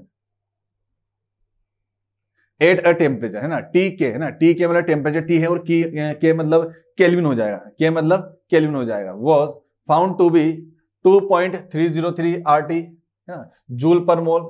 the ratio of the rate constant to Arrhenius factor is, है ना, मतलब अपने को पूछा क्या, देखो ध्यान से, रेशियो पूछा है वो भी रेट कांस्टेंट और अरेनियस फैक्टर का, है ना। देखो सबसे पहले तो ध्यान से अपन फॉर्मूले की ओर चलते हैं कि rate constant is equal to, मेरे पास फॉर्मूला होता है ए, और ये ई की पावर में बोलो क्या होता है माइनस ई अपॉन में क्या होता है RT होता है। मुझे पूछा क्या है, ध्यान से देखो, मुझे पूछा क्या है, रेट कांस्टेंट और अरेनियस फैक्टर दोनों का रेशियो पूछा है, दोनों का रेशियो पूछा, मतलब K/A मुझे पूछा गया है, K/A मुझे पूछा गया है। देखो ध्यान से, है ना, अब बोलो देखिए यहाँ पे E और बोलो E अपॉन में क्या होने वाला है RT, बिल्कुल ऐसे होगा यार, बताओ K अपॉन में बोलो A होने वाला है और ये बोलो माइनस EA, और एक्टिवेशन एनर्जी मुझे दी है, देखो ध्यान से 2.303 RT मुझे दी गई है ना, तो बोलो कितना रखूं, बोलो, है ना, बताओ देखिए कितना रखूं, 2.303, है ना, और ये बोलो RT हो जाएगा, ये बोलो क्या हो जाएगा RT, और डिवाइड में जो आने वाला है वो बोलो RT। अब यदि इसको कैंसिल आउट किया जाए, अब यदि इसको कैंसिल आउट किया जाए, बोलो RT से RT खत्म हो गया, RT से RT क्या हो गया, खत्म हो गया। मुझे E को खत्म करना है तो मैं दोनों तरफ क्या लूंगा, ln, जिसको लोग बोलते हैं ln लिया जाएगा, बोलो तो ln K/ क्या हो जाएगा A, फिर बोलो ln E की पावर में क्या हो जाएगा 2.30 क्या हो जाएगा 3 हो जाएगा, बहुत बढ़िया। फिर बोलो ln K अपॉन में बोलो क्या लिखा जाएगा A, और यदि इसको उठा के अपन आगे लाते हैं तो माइनस 2.303 और log E, है ना, बोलो log E जो है मतलब ln E जो है, ln E मतलब log E वैल्यू क्या हो जाती है 1 हो जाती है, बिल्कुल सही बात है। चलो तो ये हो गया 1। अब बताओ, अब मुझे इसको क्या करना है, मुझे तो ln K/A नहीं चाहिए, मुझे तो क्या चाहिए K/A, केवल K/A चाहिए। तो अब मैं क्या करता हूं, देखो अब मैं क्या करता हूं, इस ln को यदि हटाता हूं तो ln की जगह यदि मैं log के अंदर 2.303 का मल्टीप्लाई करता हूं तो ln आ जाता है ना। तो बोलो यहाँ क्या लिखा जाएगा 2.303 और ये हो गया बोलो log, है ना, ln को log में कन्वर्ट किया, बोलो क्या होगा K अपॉन में क्या आएगा A, और फिर बोलो माइनस 2.303 ये हो जाएगा। इसको डिवाइड पहुंचा दें क्या, देखो देखें इसको डिवाइड पहुंचा दो तो log K/A होगा, है ना, K/A होगा, देखो ध्यान से क्या होगा K/A होगा, इसके बाद बोलो माइनस 2.303 डिवाइड में क्या आएगा 2.303, ये तो कैंसिल आउट हो गया, बोलो तो बोलो यहाँ क्या आएगा, log k बाई a, और बोलो क्या आएगा -1, क्या आएगा -1। अब यहाँ पर या तो एंटी लॉग लेना चाहिए ना, या तो एंटी लॉग है ना, यदि मैं लॉग हटाऊंगा तो ये 10 की पावर में चला जाएगा, 10 की पावर -1 हो जाएगा, ठीक है। या फिर हिट एंड ट्रायल मेथड भी लगा सकते हैं, है ना। हिट एंड ट्रायल मेथड का मतलब ये है कि मैं k बाई a जो मुझे पूछा है वो ऑप्शन में दिया होगा, है ना, वही तो ऑप्शन में दिया होगा, k बाई a जो मुझे पूछा है वही तो ऑप्शन में है, तो ऑप्शन में दिया है तो मैं लॉग ये k बाई a की जो वैल्यू है ना, मैं पहला ऑप्शन रख के सोल्व करूंगा, है ना। पहला ऑप्शन, चलो मैंने पहला option hit and trial method तुमको बताता हूँ, देखो, है ना। पहला ऑप्शन मैंने रखा बोलो log, और k बाई a कितना रखा, मान लो मैंने 10 की पावर -1, और बराबर में क्या है बोलो -1, जो इसके बराबर हो जाएगा वही अपना आंसर होगा, जो इसके बराबर होगा -1 के बराबर जो आएगा ना वही अपना आंसर होगा। तो बोलो ये उठ के आगे आएगा तो -1, है ना, ये जो आगे उठ के आएगा, ये जो आगे उठ के आएगा ना, ये -1, और ये क्या हो गया log 10, और बराबर बोलो -1, log 10 1, बोलो -1 बराबर बोलो -1, मतलब पहला ही आंसर आ गया। इस तरीके से एक एक ऑप्शन को रख रख के अपने को क्या करना है, चेक कर लेना है, ठीक है क्या। चलिए नेक्स्ट क्वेश्चन की ओर चलेंगे यार, है ना। नेक्स्ट क्वेश्चन देखो, अगला क्वेश्चन देखो, match list first with list बोलो सेकंड, है ना, लिस्ट सेकंड बोला, है ना, दोनों अपने को, दो लिस्ट अपने को दी है, देखेंगे ध्यान से, ठीक है। सबसे पहले जॉन रिफाइनिंग, जॉन सिंगा जी, एक ट्रिक बता रहे कि बोलो जॉन सिंगा जी, बिल्कुल कंफर्म है जॉन सिंगा जी। ए का क्या होगा बोलो फोर्थ, ए का फोर्थ बिल्कुल चेक कर लो, ए का फोर्थ कहाँ कहाँ दिया है, बोले ए का फोर्थ यहाँ दिया है, ए का फोर्थ यहाँ दिया है, मतलब ये दोनों तो खत्म ही हो गए, ये दोनों क्या हो गए खत्म। मैच द कॉलम में जो कंफर्म है ना, सबसे पहले उसको पकड़ लेना है, ठीक है। Froth flotation process, froth flotation process, बोलो ड्रेसिंग किया जाता है, कंसंट्रेशन किया जाता है सल्फाइड ओर के लिए, बोलो सल्फाइड ओर। बी का क्या आएगा बोलो फर्स्ट, बी का फर्स्ट अब कहां दिख रहा है, बी का फर्स्ट यहां भी दिख रहा है, बी का फर्स्ट यहां भी दिख रहा है। अभी भी डिसाइड नहीं कर पाए, ये दोनों डिसाइड नहीं कर पाए। बोलो साइनाइड प्रोसेस, साइनाइड प्रोसेस बोलो किसके लिए होती है, एक्सट्रैक्शन ऑफ गोल्ड के लिए, या फिर सिल्वर के लिए, या फिर बोलो प्लेटिनम के लिए। गोल्ड दिया है तो गोल्ड से चल देंगे। बोलो ये बोलो सी का क्या आने वाला है सेकंड, है ना, सी का क्या आएगा बोलो सेकंड, सी का सेकंड यहाँ है, यहाँ नहीं है, मतलब आंसर क्या हो जाएगा, बी हो जाएगा, बॉम्बे, बिल्कुल हो जाएगा। सिंपल सी बात है, इलेक्ट्रोलाइटिक रिडक्शन अपने को वैसे पता है, एल्यूमिनियम में आते हैं, ठीक है, एल्यूमिनियम के लिए, है ना। चलिए next question, next question, identify the product x in the following reaction, है ना, निम्नलिखित प्रतिक्रिया में उत्पाद X को पहचाने। तो बिल्कुल ये सोडा लाइम डीकार्बोक्सिलेशन रिएक्शन है ना, बिल्कुल सोडा लाइम का पैटर्न भी अपने को पता है ना, बिल्कुल C2H5, है ना, बिल्कुल क्या होने वाला है बोलो C2H5, है ना, सोडा लाइम डीकार्बोक्सिलेशन रिएक्शन होने वाली है, जिसमें CO2 क्या हो जाता है, बाहर हो जाता है ना। सबसे पहले यहाँ पे जो है कार्बोक्सिलिक एसिड लिया जाता है, और इसकी रिएक्शन पहले किसके साथ हो जाती है बोलो NaOH के साथ में, जिससे अपन क्या बना लेते हैं C2H5 COO, और क्या बनने वाला है Na, है ना। यदि अपन शॉर्टकट चलें, यदि इसके साथ में यदि आता है ना NaOH और CO आता है, तो सीधा अपन CO2 बाहर करते थे और H को यहाँ लगाते थे, सीधा यदि आंसर आना चाहिए तो सीधा आंसर ये आ जाएगा अपना, है ना। लेकिन यदि अपने को सोल्ट बना के दिया है तो बोलो इसकी रिएक्शन फिर जाएगी NaOH के साथ में, तो बोलो यहाँ से क्या बनने वाला है Na2CO3, और H जाएगा सीधा इसके पास, तो बोलो साथ में क्या बनने वाला है C2H6, और साथ में बनेगा Na2 क्या बनने वाला है CO3, है ना, Na2 क्या बनने वाला है CO3 बनने वाला है। बिल्कुल सोडा लाइम डीकार्बोक्सिलेशन रिएक्शन होने वाली है, कार्बोक्सिलिक एसिड नाम के चैप्टर से ये आई है 12th के अंदर, ठीक है क्या। 11th के अंदर भी होती है ये, है ना, हाइड्रोकार्बन के अंदर एल्केन बनाने की जो मेथड होती है उसके अंदर भी कहीं ना कहीं ये होती है, ठीक है। चलिए नेक्स्ट देखो, देखें नेक्स्ट क्वेश्चन देखो, अकॉर्डिंग टू अरेनियस, है ना, rate equation, rate constant K is equal to A, है ना, ए अपने को दिया है, और फिर उसके बाद E की power minus E upon RT, मतलब वही अरेनियस इक्वेशन दी एक बार फिर से, ठीक है। विच of the following option represent the graph of in K versus 1/T, है ना, मतलब ln K और 1/T के बीच में अपने को ग्राफ बनाना है ना, बिल्कुल ग्राफ अपने को देखना है ध्यान से। सबसे पहले जो है यदि अपन बात करें अरेनियस इक्वेशन की, है ना, तो K इज इक्वल टू क्या होता है A, और E की पावर में बोलो क्या होता है माइनस E अपॉन बोलो RT, यही इक्वेशन होती है। ln के फॉर्म में चलना है क्योंकि ग्राफ जो दिया है वो ln वाला दिया है, तो ln K लिखा जाएगा, फिर बोलो ln A लिखा जाएगा, और बोलो फिर E की पावर में बोलो माइनस E अपॉन में क्या लिखा जाएगा बोलो RT, ठीक है। फिर बोलो ln K लिखा गया, बोलो यहाँ पे मल्टीप्लाई है, कुछ नहीं है, मतलब वो पॉइंट मतलब मल्टीप्लाई होगा, है ना, बिल्कुल मल्टीप्लाई होने वाला है। तो बोलो ln A और मल्टीप्लाई किस में कन्वर्ट हो जाता है बोलो प्लस में, बोलो ये ln और E की पावर में बोलो माइनस E अपॉन में क्या हो जाएगा बोलो RT हो जाएगा। फिर बोलो ln k होने वाला है, ये बोलो ln a होने वाला है, आगे उठ के आएगा तो बोलो माइनस e अपॉन में क्या हो जाएगा बोलो RT हो जाएगा, log ln है ना, ln e क्या हो जाएगा 1, खत्म हो जाएगा ये तो, है ना।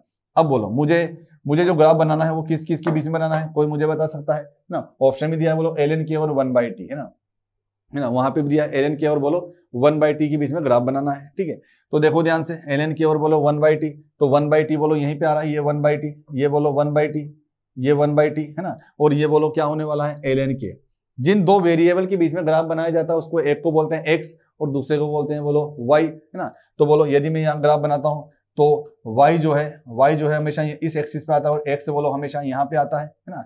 अब मुझे एक ग्राफ के बारे में मुझे पता है कि y = mx + c वाला ग्राफ एक होता है और एक y = mx होता है, जो ओरिजिन से स्टार्ट होता है, और जो ओरिजिन से स्टार्ट नहीं होता है वो y = mx + c straight line वाले ग्राफ होते हैं, है ना, सीधी रेखा वाले ग्राफ होते हैं। तो बोलो 1/t यहाँ और ln k यहाँ, इसमें किसको x माना जाए किसको y माना जाए, ठीक है। तो जो अकेला आता है वो y, तो ये हो गया अपना y, और जो किसी के साथ में आ रहा है वो क्या होगा बोलो x, और x के साथ में हमेशा कौन आता है बोलो स्लोप, क्या आता है बोलो स्लोप, और स्लोप किस में दिया है बोलो नेगेटिव, और ये होता है y इंटरसेप्ट, इसको क्या बोला गया है बोलो y इंटरसेप्ट बोला गया है, क्या बोला गया है y इंटरसेप्ट बोला गया है। तो बोलो सबसे पहले y एक्सिस मतलब यहाँ आएगा ln k और यहाँ बोलो क्या आएगा 1/t, है ना। अब ग्राफ कहाँ से स्टार्ट होगा, क्या ओरिजिन से होगा, नहीं होगा, क्योंकि यही तो अपना c होने वाला है ना। तो बोलो ग्राफ तो कहीं ना कहीं ऊपर से स्टार्ट होगा। अब बोलो ये ग्राफ ऊपर जाए कि नीचे जाए, मतलब पॉजिटिव स्लोप में जाएगा कि नेगेटिव स्लोप में जाएगा, तो स्लोप कैसा है नेगेटिव, तो कहाँ जाएगा बोलो नीचे, मतलब बोलो ऐसा कोई आंसर बिल्कुल फर्स्ट वाला होगा, ऐसा कोई आंसर बिल्कुल क्या होने वाला है फर्स्ट होने वाला है, ठीक है क्या, बिल्कुल सिंपल सा क्वेश्चन था। नेक्स्ट क्वेश्चन की ओर चलेंगे, when Br2 is treated with aqueous solution of NaF, NaCl, NaI, ठीक है, तीन अपने को सॉल्ट दिए हैं, है ना, और फिर बोला है Br2 के साथ में ना, Br2 को इनके साथ ट्रीट किया गया है। सबसे पहले ध्यान देंगे NaF दिया है, फिर बोलो NaCl दिया है, फिर बोलो NaI दिया है, इनके साथ में बोलो क्या दिया है Br2, इनके साथ में बोलो क्या दिया है Br2, इनके साथ में बोलो क्या दिया है Br2, है ना। बोलो कौन सी रिएक्शन होगी कौन सी रिएक्शन नहीं होगी, तो हमको पता है कि रिएक्टिविटी में सबसे ज्यादा बोलो क्लोरीन, ब्रोमीन और बोलो आयोडीन। फ्लोरीन इसको भी रिप्लेस करता है, इसको भी करता है, इसको भी करता है, क्लोरीन इसको करता है, इसको करता है, ब्रोमीन केवल आयोडीन को ही रिप्लेस कर पाएगा, ठीक है। तो बोलो ब्रोमीन क्या ये रिएक्शन होगी, नो रिएक्शन होगी, नहीं होगी, लेकिन ये इसको बिल्कुल क्या कर देगा रिप्लेस, तो ये बनेगा बोलो क्या बनने वाला है NaBr, और क्या यहाँ से आयोडीन एकदम फ्री हो जाएगी, ओनली आयोडीन इज बोलो लिबरेटेड, आयोडीन इज बोलो क्या होने वाला है लिबरेटेड होने वाला है, केवल आयोडीन क्या होने वाली है बाहर जाने वाली है। बिल्कुल सिंपल टाइप का क्वेश्चन है ना, बिल्कुल इनऑर्गेनिक केमिस्ट्री का क्वेश्चन होने वाला है, बिल्कुल सिंपल है ना। और ये एक तरीके से इलेक्ट्रोकेमिस्ट्री के अंदर भी हम लोगों ने देखा है ना, इलेक्ट्रोकेमिस्ट्री के अंदर भी आता है, पी ब्लॉक में भी आता है ना, 2-3 जगह कहीं ना कहीं आने वाला है, ठीक है। चलो नेक्स्ट क्वेश्चन की ओर चलते हैं। देखो इन द गिवन इक्वेशन है, गिवन इक्वेशन कर लेंगे, not equation are not balanced, है ना। अच्छा इक्वेशन जो है बैलेंस नहीं है, कोई बात नहीं, अपने को कोई जरूरत भी नहीं है रिएक्शन को बैलेंस करने की इसमें, है ना। ये सीधा सिंपल पी ब्लॉक का क्वेश्चन है ना, और बिल्कुल ये जो है ये बिल्कुल नाइट्रोजन फैमिली का क्वेश्चन होने वाला है ना। जब अपने नाइट्रिक एसिड पढ़ा था ना, नाइट्रिक एसिड जब पढ़ा था तो वहां का ये क्वेश्चन होने वाला है ना। जिंक के साथ में अपन ने कंसंट्रेटेड और बोलो डाइल्यूट HNO3 की रिएक्शन कराई थी। बिल्कुल एक बात दिमाग बिठा लेना है, कोई सी भी मेटल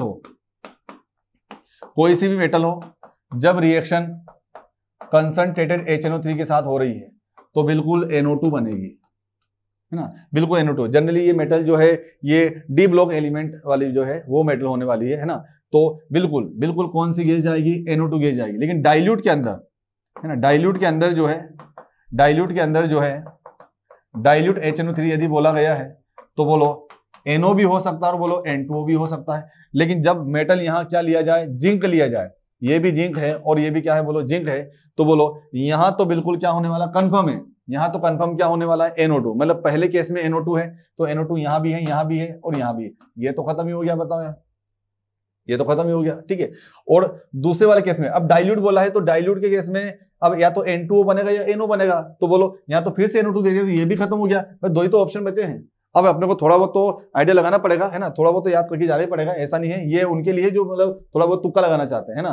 पर हाँ, ये दो तो खत्म हो गए, है ना, ए और बी में, ए और डी में से कोई एक ऑप्शन आएगा, है ना। तो NO2, और जब जिंक आता है तो क्या बनने वाला है, जिंक जब आता है तो जिंक जो है N2O बनाता है ना, जिंक क्या बनाता है, डाइल्यूट के साथ में क्या बनाता है, N2O, मतलब आंसर जो आने वाला है वो क्या आएगा, बोलो डी आएगा।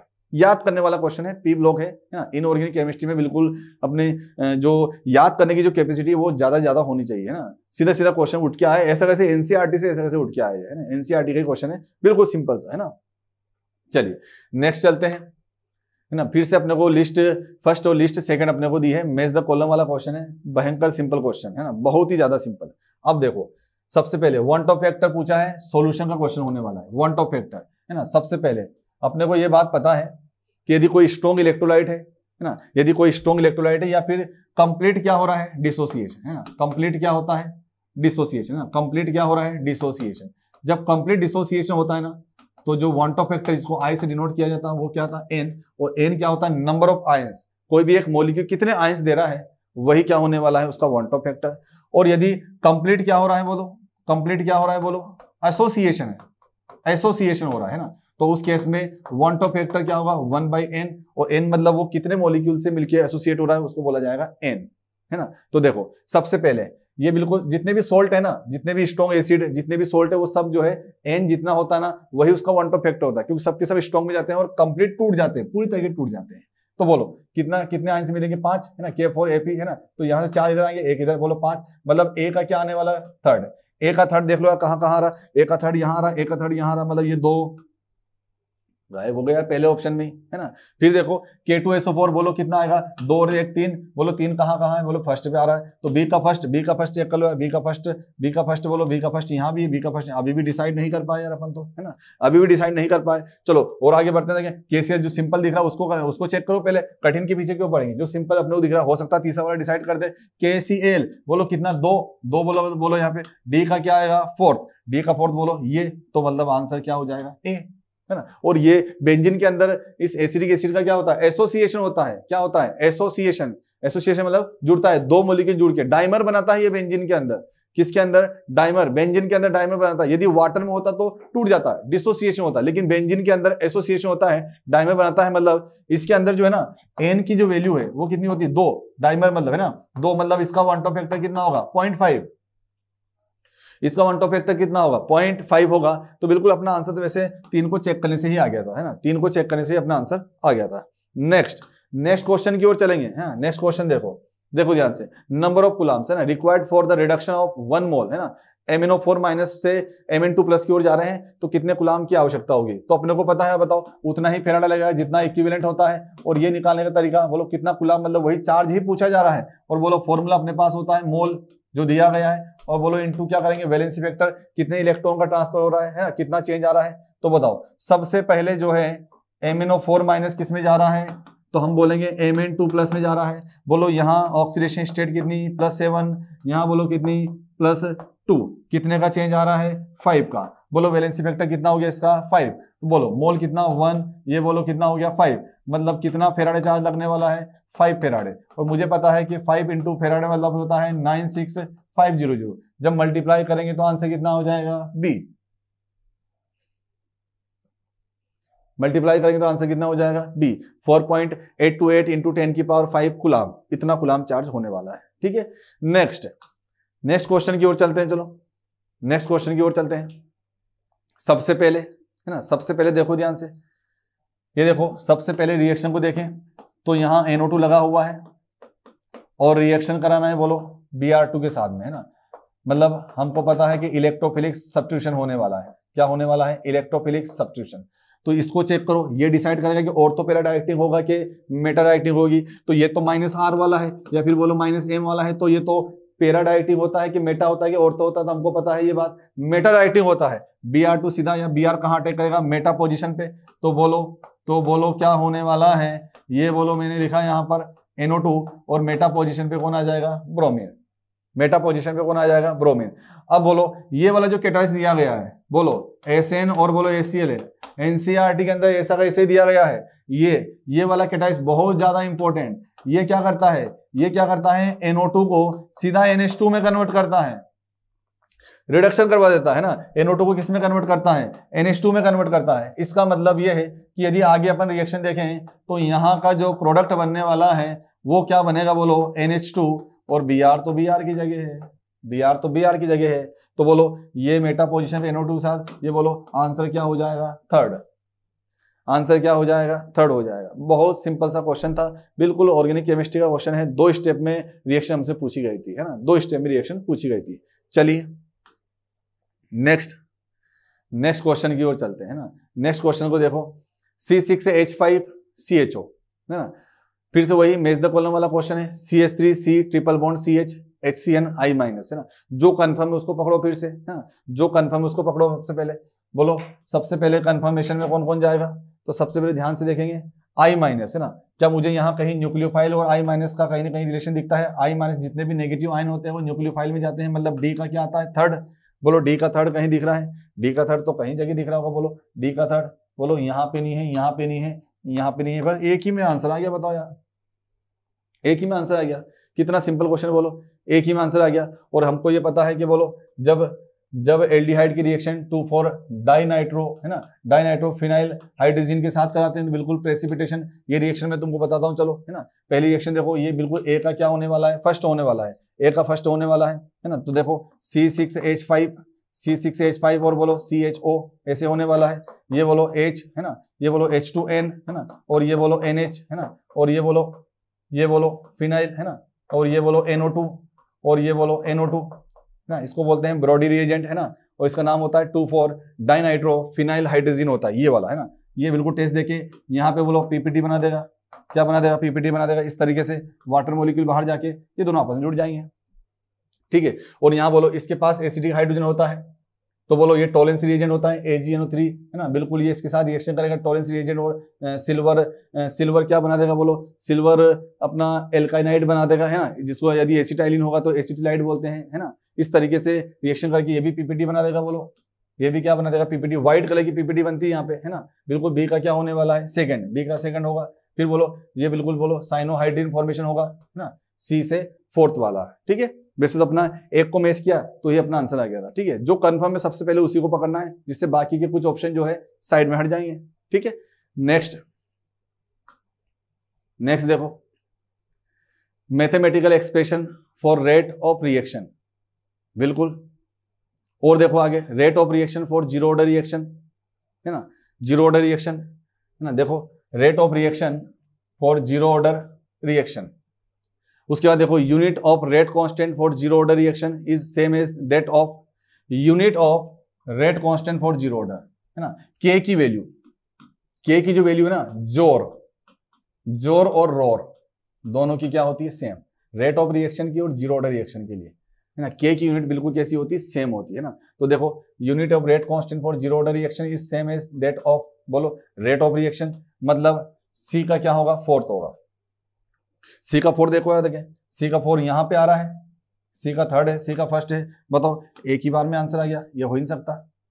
फिर देखो और भी चेक कर सकते हैं ना। Order of complex reaction is determined, complex reaction में जो स्लोवेस्ट स्टेप होता है ना, उसी से अपन ऑर्डर ऑफ रिएक्शन को एक्सप्लेन करते हैं। तो बोलो क्या होने वाला है, बताओ ध्यान से। डी का क्या हो जाएगा, बोलो डी का थर्ड हो जाएगा, बिल्कुल। ये देखो ऑर्डर ऑफ, है ना, ऑर्डर ऑफ स्लोवेस्ट स्टेप, बिल्कुल ऐसा होने वाला है, ठीक है। फिर बोलो बी का, है ना, बी का यहाँ पे दिया, देखो फर्स्ट, बी का फर्स्ट अपने को वैसे दिख रहा है, rate of reaction for zero order reaction, है ना। बी का फर्स्ट बोलो रेट ऑफ रिएक्शन जो है जीरो ऑर्डर रिएक्शन के लिए रेट कांस्टेंट के बराबर ही होता है ना। किसके बराबर होता है, रेट कांस्टेंट के बराबर ही होता है, बिल्कुल। रेट ऑफ रिएक्शन और के बिल्कुल सेम होने वाला है, देख लो ध्यान से, बिल्कुल सेम होने वाला है, ठीक है। चलिए, तो बिल्कुल ये सिंपल टाइप का क्वेश्चन था, केमिकल काइनेटिक्स का, है ना। केमिकल काइनेटिक्स का क्वेश्चन होने वाला है, सिंपल क्वेश्चन में, ठीक है। चलिए नेक्स्ट क्वेश्चन की ओर चलते हैं, है ना। सॉलिड स्टेट का क्वेश्चन आया है, क्यूबिक। जो कंफर्म है सबसे पहले उसको पकड़ो। मैंने तुमको कई बार क्लास बोला कि हेक्सागोनल के अंदर बोलो, हेक्सागोनल के अंदर बोलो 120 का एंगल होता है, गामा 120 ही हेक्सागोनल है। ये बात अपने दिमाग में स्टार्टिंग से ही फिट कर रखी है अपन ने। बोलो हेक्सागोनल बोलो 120 होता है, तो सबसे पहले बोलो डी का क्या होगा, सेकंड होगा। डी का सेकंड चेक कर लो, डी का सेकंड कहाँ आ रहा है, डी का सेकंड यहाँ आ रहा है, डी का सेकंड यहाँ आ रहा है। इसका मतलब ए खत्म हो गया, बी खत्म हो गया, बोलो डी का सेकंड 2 ही जगह आ रहा है। और देखो क्यूबिक के अंदर हमको पता है, क्यूबिक मतलब क्यूब होता है ना, सब कुछ 90 डिग्री, क्यूब मतलब बोलो सब कुछ क्या होगा 90 डिग्री। तो बोलो सब कुछ 90 मतलब कहाँ आ रहा है, अल्फा बीटा गामा तीनों कैसे हैं 90 डिग्री, मतलब बोलो ए का फर्स्ट है, बिल्कुल ए का फर्स्ट है, और बोलो यहाँ ए का थर्ड है, आंसर क्या हो जाएगा डी। ये भी खत्म हो गया। बताओ 2 के मिलाने से ही अपना आंसर आ जाएगा, है ना, 2 के मिलाने से ही क्या आ जाएगा, अपना आंसर आ जाने वाला है। ठीक है, और बोलो मोनोक्लिनिक तो अपने को वैसे पता है ना, अल्फा गामा 90 होता है, लेकिन बीटा जो है 90 के बराबर नहीं होता है। ठीक है, ये बिल्कुल सीट और एचएमटी नाम की एक ट्रिक अपने देखी है, सीट और एचएमटी। ठीक है क्या, है ना। चलिए नेक्स्ट जो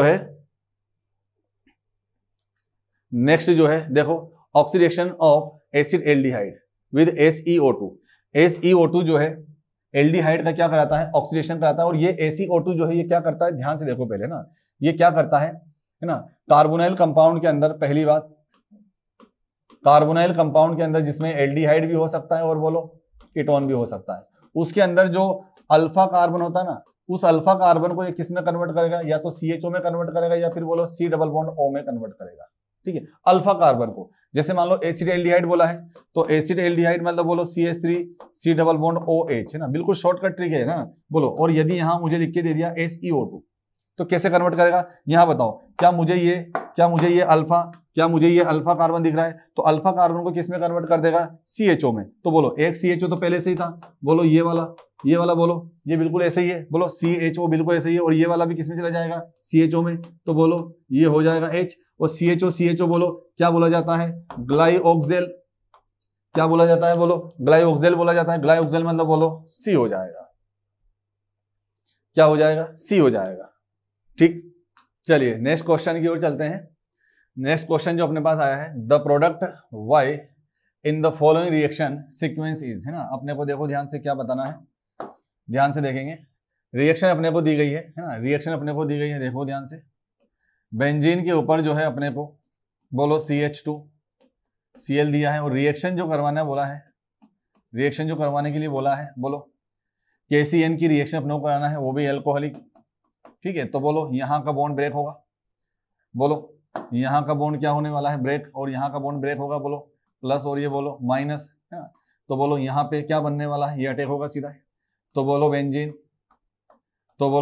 के ऊपर बोलो क्या आएगा, CH2CN आने वाला है ना, CH2CN आने वाला है, बोलो साइनाइड ग्रुप आ जाएगा। अब इसके बाद देखो इसका रिडक्शन होने वाला है लिथियम एल्यूमिनियम हाइड्राइड की प्रेजेंस में। जब रिडक्शन होता है तो देखो ध्यान से, जब रिडक्शन होता है ना, देखो reduction, carbon triple bond nitrogen है, बोलो जब रिडक्शन होगा तो बोलो एक पाई बॉन्ड टूटेगा, बोलो एक पाई बॉन्ड टूटेगा, और हाइड्रोजन है ना, हाइड्रोजन, फिर बोलो दूसरा पाई बॉन्ड टूटा, हाइड्रोजन, तो CH2NH2। मतलब यहां जो प्रोडक्ट बनने वाला है, देखो ध्यान से, बेंजीन के ऊपर जो है, बेंजीन के ऊपर बोलो CH2 पहले से था, है ना, फिर बोलो ये फिर से क्या किस में कन्वर्ट हो गया, CH2 में, और ये बोलो NH2 में, बोलो एमाइन बन गया। और ये एमाइन बोलो कहाँ दिया हुआ है, बोलो 4th नंबर के ऑप्शन में। मतलब Y क्या बनने वाला है, बोलो Y क्या बनने वाला है, अपना एमाइन बनने वाला है ना। यदि मान लो इसके साथ में हाइड्रोलाइसिस हो जाता ना, है ना, H2O एसिडिक हाइड्रोलाइसिस यदि होता तो ये कार्बोक्सिलिक एसिड में कन्वर्ट हो जाता है ना, किस में कन्वर्ट होता है, कार्बोक्सिलिक एसिड में कन्वर्ट हो जाता है। तो बोलो आंसर क्या आने वाला है, 4th नंबर, है ना, 4 नंबर मतलब डी, डमरू अपना ऑप्शन होने वाला है। ठीक है, चलिए नेक्स्ट क्वेश्चन की ओर चलते हैं। अगला क्वेश्चन देखेंगे सभी लोग, aryl halide do not undergo nucleophilic substitution reaction under ordinary condition because, मतलब जो एराइल हैलाइड है, एराइल हैलाइड मतलब बोलो हेलोएरिन जिसको बोलते हैं ना, बोलो एराइल हैलाइड मतलब बोलो बेंजीन के ऊपर जो है, बेंजीन के ऊपर क्या लगा दिया जाएगा, हेलोजन, और हेलोजन के पास में बोलो क्या होता है, लोन पेयर होता है, जो कहीं ना कहीं यहाँ पे कंजुगेशन में मतलब रेजोनेंस में पार्टिसिपेट करता है, जिससे यहाँ क्या आ जाता है, डबल बॉन्ड का कैरेक्टर आ जाता है, बोलो डबल बॉन्ड का कैरेक्टर आ जाता है, जिससे बॉन्ड आसानी से टूटता नहीं है। बॉन्ड को तोड़ने के लिए बहुत ज्यादा एनर्जी की रिक्वायरमेंट होती है, इसीलिए न्यूक्लियोफिलिक सब्स्टिट्यूशन रिएक्शन जो है हेलोएरिन लगभग नहीं देता, लेकिन फिर भी एक रिएक्शन ऐसी होती है डाउस प्रोसेस, जिसमें जो है कहीं ना कहीं हम बोलते हैं कि वहां जो है क्लोरीन क्या हो जाता है, बाहर हो जाता है, और NaOH की प्रेजेंस में रिएक्शन होती है तो OH लग जाता है। ठीक है, डाउस प्रोसेस जिसमें बनता है ना।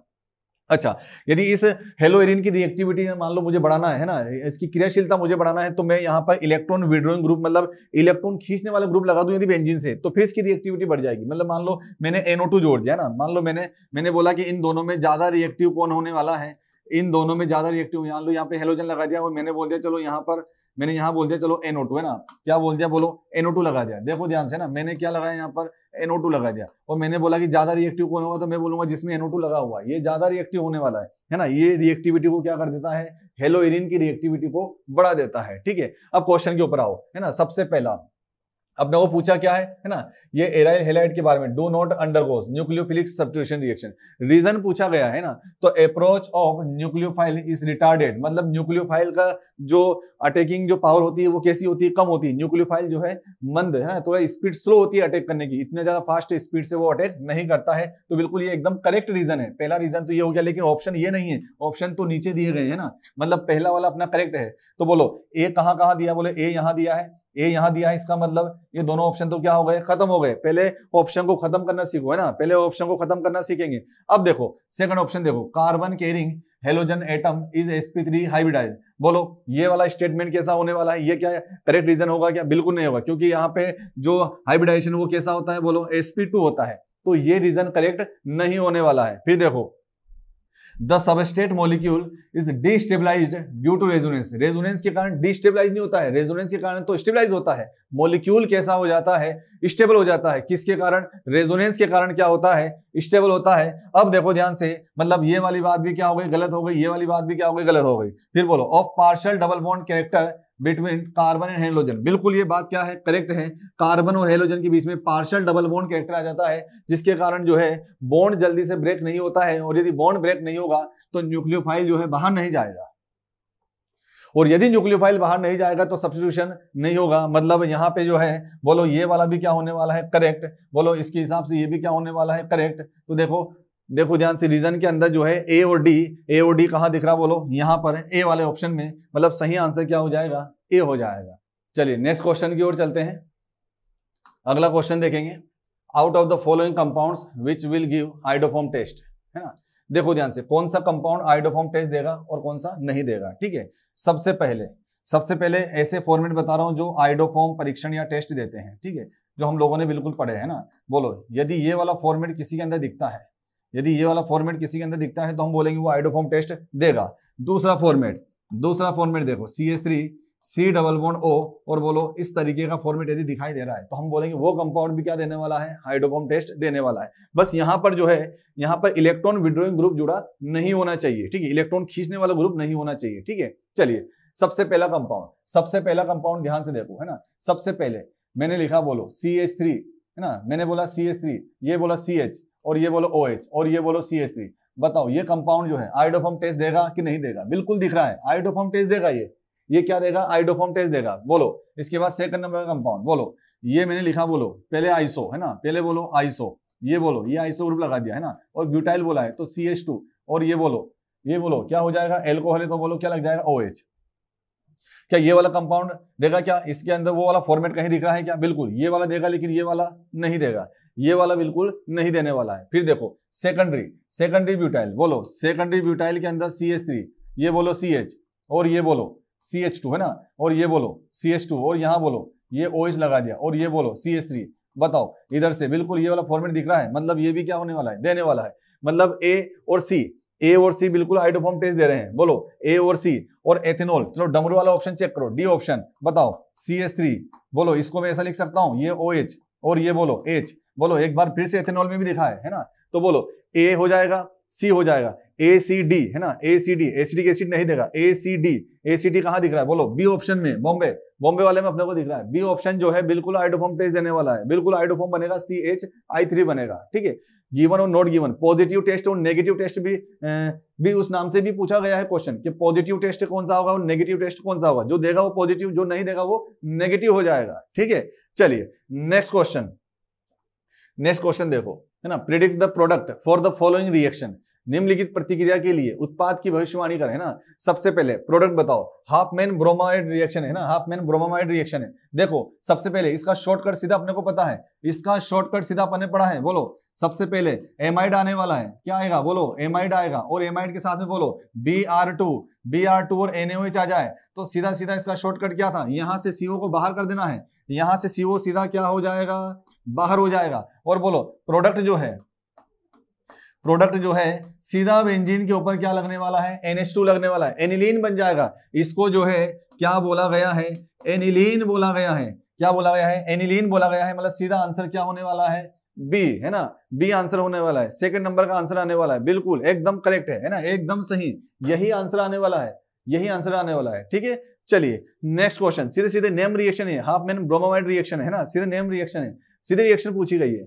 चलिए फिर चलो आगे क्वेश्चन है ना, आगे क्वेश्चन देखो, Cummins option has the following traits, है ना। अब देखो ध्यान से, ये कोलाइडल सॉल्यूशन मतलब जो सरफेस केमिस्ट्री वाला है ना, कोलाइडल सॉल्यूशन, एड्सॉर्प्शन, है ना, जो चैप्टर अपने पढ़ा था, कैटालिस्ट वाला जो चैप्टर था, वो वाला चैप्टर ये है ना, वो एड्सॉर्प्शन के टॉपिक से क्वेश्चन आया है ना, रासायनिक अधिशोषण।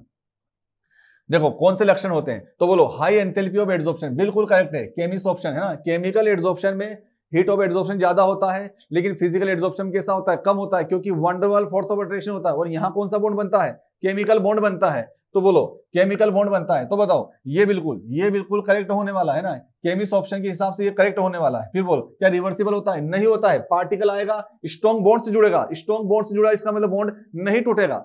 यदि बॉन्ड नहीं टूट रहा है, यदि बॉन्ड नहीं टूट रहा है तो हम बोलेंगे कि वो बॉन्ड वही, यदि बॉन्ड नहीं टूटा तो वो वहीं पे जाके बैठा रहेगा। मतलब बॉन्ड यदि नहीं टूटा तो पार्टिकल आया है लेकिन वापस बाहर नहीं जा पाएगा। यदि पार्टिकल वापस बाहर नहीं जा रहा है तो हम बोलेंगे प्रोसेस कैसी होगी, प्रोसेस कैसी होगी, बोलो प्रोसेस कैसी होगी, इरिवर्सिबल। लेकिन ये कैसा बोल रहा है, रिवर्सिबल, बात गलत है, बात गलत है। फिर बोलो favoured by high temperature, favoured by high temperature, बिल्कुल टेम्परेचर की जरूरत पड़ेगी इसमें, बिल्कुल टेम्परेचर, हाई टेम्परेचर लगेगा, बिल्कुल सही बात है ना। तो बोलो ए बिल्कुल करेक्ट है। तो ए कहां दिख रहा है, बोले ए तो सब में दिख रहा है, ए तो सब में दिख रहा है। अब क्या करें, बोलो ये बी करेक्ट, इनकरेक्ट हो गया, मतलब बी जहां आएगा वो तो गलत ही होगा। तो ये गलत हो गया, ये खत्म हो गया, बोलो ये भी गलत हो गया, ये भी गलत हो गया। बोलो रिक्वायर लो एक्टिवेशन एंथैल्पी, बोलो डी ऑप्शन देखो, रिक्वायर्स लो एक्टिवेशन एनर्जी, क्या ये बात इसमें कहीं आएगी क्या, बिल्कुल नहीं आएगी, है ना। तो डी भी गलत है अपना। बोलो favoured by high temperature, high temperature वाला बिल्कुल सही है, मतलब सी करेक्ट है और ए बोलो करेक्ट है। ए और सी देखो ऐसे दिख रहा है अपने को, है ना, ए अपने को दिख रहा है ना? और जहां बी आएगा वो तो गलत ही हो रहा है, तो बी वाला तो ऐसे अपन हटा सकते हैं, बी वाला ऐसे हटा सकते हैं ना। कुछ ऑप्शन को हटाना भी सीखेंगे अपन, है ना। यदि ऑप्शन अपन रिमूव करते गए ना तो आखिरी में एक ही ऑप्शन से बचेगा जो एकदम करेक्ट होगा, जो एकदम क्या होगा, करेक्ट होगा। चलिए नेक्स्ट क्वेश्चन देखो, देखेंगे, है ना। आईयूपीएससी नाम बताना है ना, आईयूपीएससी नाम। सबसे पहले पीसीसी का सिलेक्शन करें, बोलो पीसीसी का सिलेक्शन करेंगे, मल्टीपल बॉन्ड भी है ना, सब्स्टिट्यूएंट भी है, और बोलो फंक्शन ग्रुप भी है। ये इस कार्बन को इंक्लूड करना कंपलसरी है। बोलो ऐसे अगर जहां पे नंबर ऑफ कार्बन ज्यादा मिलेंगे, ठीक है। सबसे पहला नंबर है नंबरिंग 1 2 3, बोलो 4 और ये बोलो 5, 2 कार्बन है ना C2H5 में। इसको ओपन करके लिख सकते हैं, देखो यार, है ना। ओपन करके कैसे लिखेंगे, देखो ध्यान से, ओपन करके कैसे लिखेंगे, देखो CH3 लिखा गया, है ना। फिर बोलो C, और यहाँ बोलो C2H5 को CH2 CH3 लिखा जाएगा, है ना। फिर बोलो डबल बॉन्ड कार्बन, और ये बोलो ब्रोमीन हो जाएगा। फिर ये बोलो CH2 और ये बोलो OH हो जाएगा। बताओ सबसे पहले पीसीसी का सिलेक्शन करेंगे, पीसीसी का सिलेक्शन करेंगे, बोलो पीसीसी का सिलेक्शन, बोलो बिल्कुल यही होने वाला है। ये इसको अपन पहचान नहीं पाते हैं, इसको नहीं पहचान पाते हैं ना, यहीं पे गड़बड़ होती है। बोलो अब नंबरिंग में बोलो 1 होगा, 2 होगा, है ना, फिर बोलो 3 होगा, 4 होगा, और ये बोलो 5 होगा। ये पीसीसी के सिलेक्शन के बाद जो बचेगा वही तो सब्स्टिट्यूएंट है। बोलो क्या बोलेंगे, 2 ब्रोमो 3 मिथाइल, Br और बोलो मिथाइल। पहले कौन आता है, ब्रोमो, अल्फाबेटिकली ऑर्डर में लिखा जाएगा, अल्फाबेटिकली ऑर्डर में, है ना। तो बोलो Br लिखा जाएगा, बोलो Br लिखा जाएगा। तो बोलो सबसे पहले क्या लिखे, 2 ब्रोमो यहां दिख रहा है, यहां दिख रहा है, यहां दिख रहा है, ये खत्म हो चुका है। 3 इथाइल देख लो यार, है ना, सॉरी 3 मिथाइल देख लो, 3 मिथाइल देखो, 3 मिथाइल में बोलो, 3 मिथाइल में ये है ना, 3 इथाइल है ना, बोलो यहाँ पे, है ना। तो ये बोलो 3 मिथाइल यहाँ भी है ना, बिल्कुल ये बात भी सही है। अच्छा पीसीसी में कितने कार्बन, 5, तो 5 के लिए पेंट आएगा। बोलो यहाँ तो ब्यूट दिया है, तो बोलो आंसर सीधा ए हो जाएगा। आंसर सीधा क्या हो जाएगा, ए हो जाएगा। बहुत सिंपल टाइप का क्वेश्चन था, कुछ भी इसमें कठिन जैसा कुछ काम नहीं था इसमें कि बहुत ज्यादा कठिन क्वेश्चन पूछा हो, बहुत सिंपल टाइप का क्वेश्चन है ना। चलिए अब चलते हैं नेक्स्ट क्वेश्चन देखो, Mn2O7 CRO और V2O5, बिल्कुल ये बहुत एनसीईआरटी में से पूछा गया है। और V2O5 जो ना, इसको दो जगह अलग अलग दिया गया है ना। ये एसिडिक भी दिया गया है एक जगह, और एक जगह एम्फोटेरिक दिया है। क्वेश्चन के अकॉर्डिंग चलेंगे, क्वेश्चन के अकॉर्डिंग। ये बिल्कुल हमको पता है, ये बिल्कुल हमको पता है एसिडिक होने वाला है। ये बिल्कुल नोट्स के अंदर ऐसे क्लियर कट लिखा हुआ एसिडिक होता है। और ये बोलो CRO बिल्कुल बेसिक होने वाला है। तो पहले इन दोनों को चेक कर लो, बोलो एसिडिक, बोलो एसिडिक, बिल्कुल यहां तक बात समझ में है ना। एसिडिक एसिड मतलब ये ए हो सकता है और डी हो सकता है, मतलब ये दो तो गलती हो गए, ठीक है। अब बोलो ये कैसा होता है, बेसिक, यहाँ तो एम्फोटेरिक आ गया है, बेसिक, ये बोलो डमरू आंसर हो गया, इसका मतलब ये कैसा हो गया, एम्फोटेरिक हो गया, इसका मतलब ये कैसा हो गया, एम्फोटेरिक हो गया। बहुत सिंपल टाइप का क्वेश्चन है, बहुत सिंपल टाइप का क्वेश्चन है, ठीक है क्या। चलिए नेक्स्ट क्वेश्चन की ओर चलेंगे। अगला क्वेश्चन देखो, अगला क्वेश्चन देखो, what is are true regarding most of the medicine के बारे में बोला गया, बताओ है ना, they are colloidal in nature, है ना, कोलाइडल नेचर की होती है, बिल्कुल सही बात है, कोलाइडल नेचर की होती है ना, बिल्कुल मेडिसिन जो है कोलाइडल फॉर्म में बनाई जाती है, क्योंकि अपनी बॉडी जो है ना सेमी परमेबल मेम्ब्रेन से बनी हुई है। यदि मान लो ट्रू सॉल्यूशन के फॉर्म में है तो वो तो एसपीएम से पास हो जाती है, तो अपनी बॉडी के अंदर टिकेगी तो काम कैसे करेगी, तो उसको कोलाइडल फॉर्म में बनाया जाता है ताकि वो बॉडी में ज्यादा टाइम तक टिक सके, ताकि वो अपना वर्क जो है ना वो अच्छे से कर सके, ठीक है। तो चलिए सबसे पहले कोलाइडल नेचर की होती है, बिल्कुल बात सही है, their particle size range from 1 to 1000 nanometre, बिल्कुल ये बात भी सही है, 1 से 1000 नैनोमीटर होते ही बिल्कुल पार्टिकल की साइज, है ना। फिर बोलो they have large surface area, बिल्कुल ये बात भी सही है, सरफेस एरिया ज्यादा होता है ना, पृष्ठीय क्षेत्रफल ज्यादा होता है ना। फिर उसके बाद देखो दे आर इजीली एसिमिलेटेड, मतलब आसानी से आत्मसात, मतलब आसानी से एब्जॉर्ब हो जाती है बॉडी में, ठीक है। मतलब इसके सारे स्टेटमेंट सही है ना, सारे स्टेटमेंट मतलब ए बी सी डी सबके सब कैसे होने वाले हैं, सही होने, ये नोट्स में ऐसे कैसे अपने लिखे हुए हैं, बहुत सिंपल टाइप का क्वेश्चन है, ठीक है।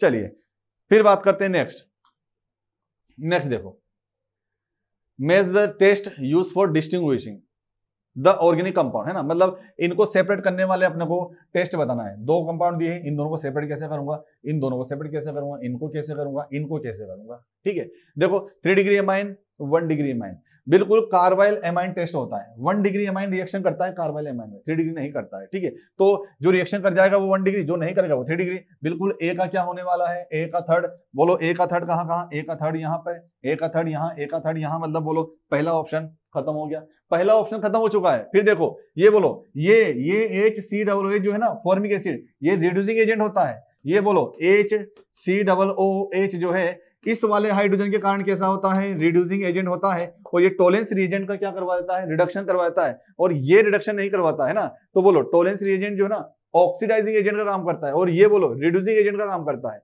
टोलेंस रिएजेंट जो है इसका क्या करवा देगा, ऑक्सीडेशन, लेकिन इसका नहीं करवा पाएगा। तो बोलो ये दोनों टोलेंस रिएजेंट से क्या कर लेंगे, सेपरेट कर लेंगे। बी का क्या होगा, फर्स्ट होगा, चेक करो यार, बी का फर्स्ट तो बोलो यहाँ दिया है, यहाँ तो बी का सेकंड, बी का फोर्थ, ये दोनों भी खराब हो गए यार, बिल्कुल खराब हो गए, मतलब गलत हो गए, मतलब बोलो आंसर सीधा सी हो गया। बिल्कुल इतना आसान क्वेश्चन था, है ना। और भी ऑप्शन समझ लो, देखो और भी ऑप्शन समझ लो, ये देखो क्या ये आइडोफॉर्म टेस्ट देगा, बिल्कुल अभी हाल पड़ा अपन है, और ये आइडोफॉर्म टेस्ट नहीं देगा, ऐसा फॉर्मेट इसमें है नहीं, क्योंकि CH3CO होना चाहिए। तो बोलो आइडोफॉर्म टेस्ट देख लो ध्यान से, है ना। सी का क्या हो जाएगा, फोर्थ, तो बोलो सी का फोर्थ कहाँ दिख रहा, बोलो सी का फोर्थ ये इसके अंदर आ गया, है ना। और ये बोलो देखे, है ना, ये देखो अगला टेस्ट कौन सा बचा, लुकास रिएजेंट, बिल्कुल पढ़ के आए हैं, है ना। बोलो लुकास रिएजेंट में 3 डिग्री बहुत फास्ट रिएक्शन करता है, लेकिन 1 डिग्री थोड़ा स्लो में रिएक्शन करता है ना। तो बिल्कुल अपने पता ही है, पूरा पढ़ के आए हैं। तो वैसे तो अपने 2 की मैचिंग से अपना आंसर आ रहा है, ठीक है, 2 की मैचिंग से अपना आंसर आ रहा है, ठीक है।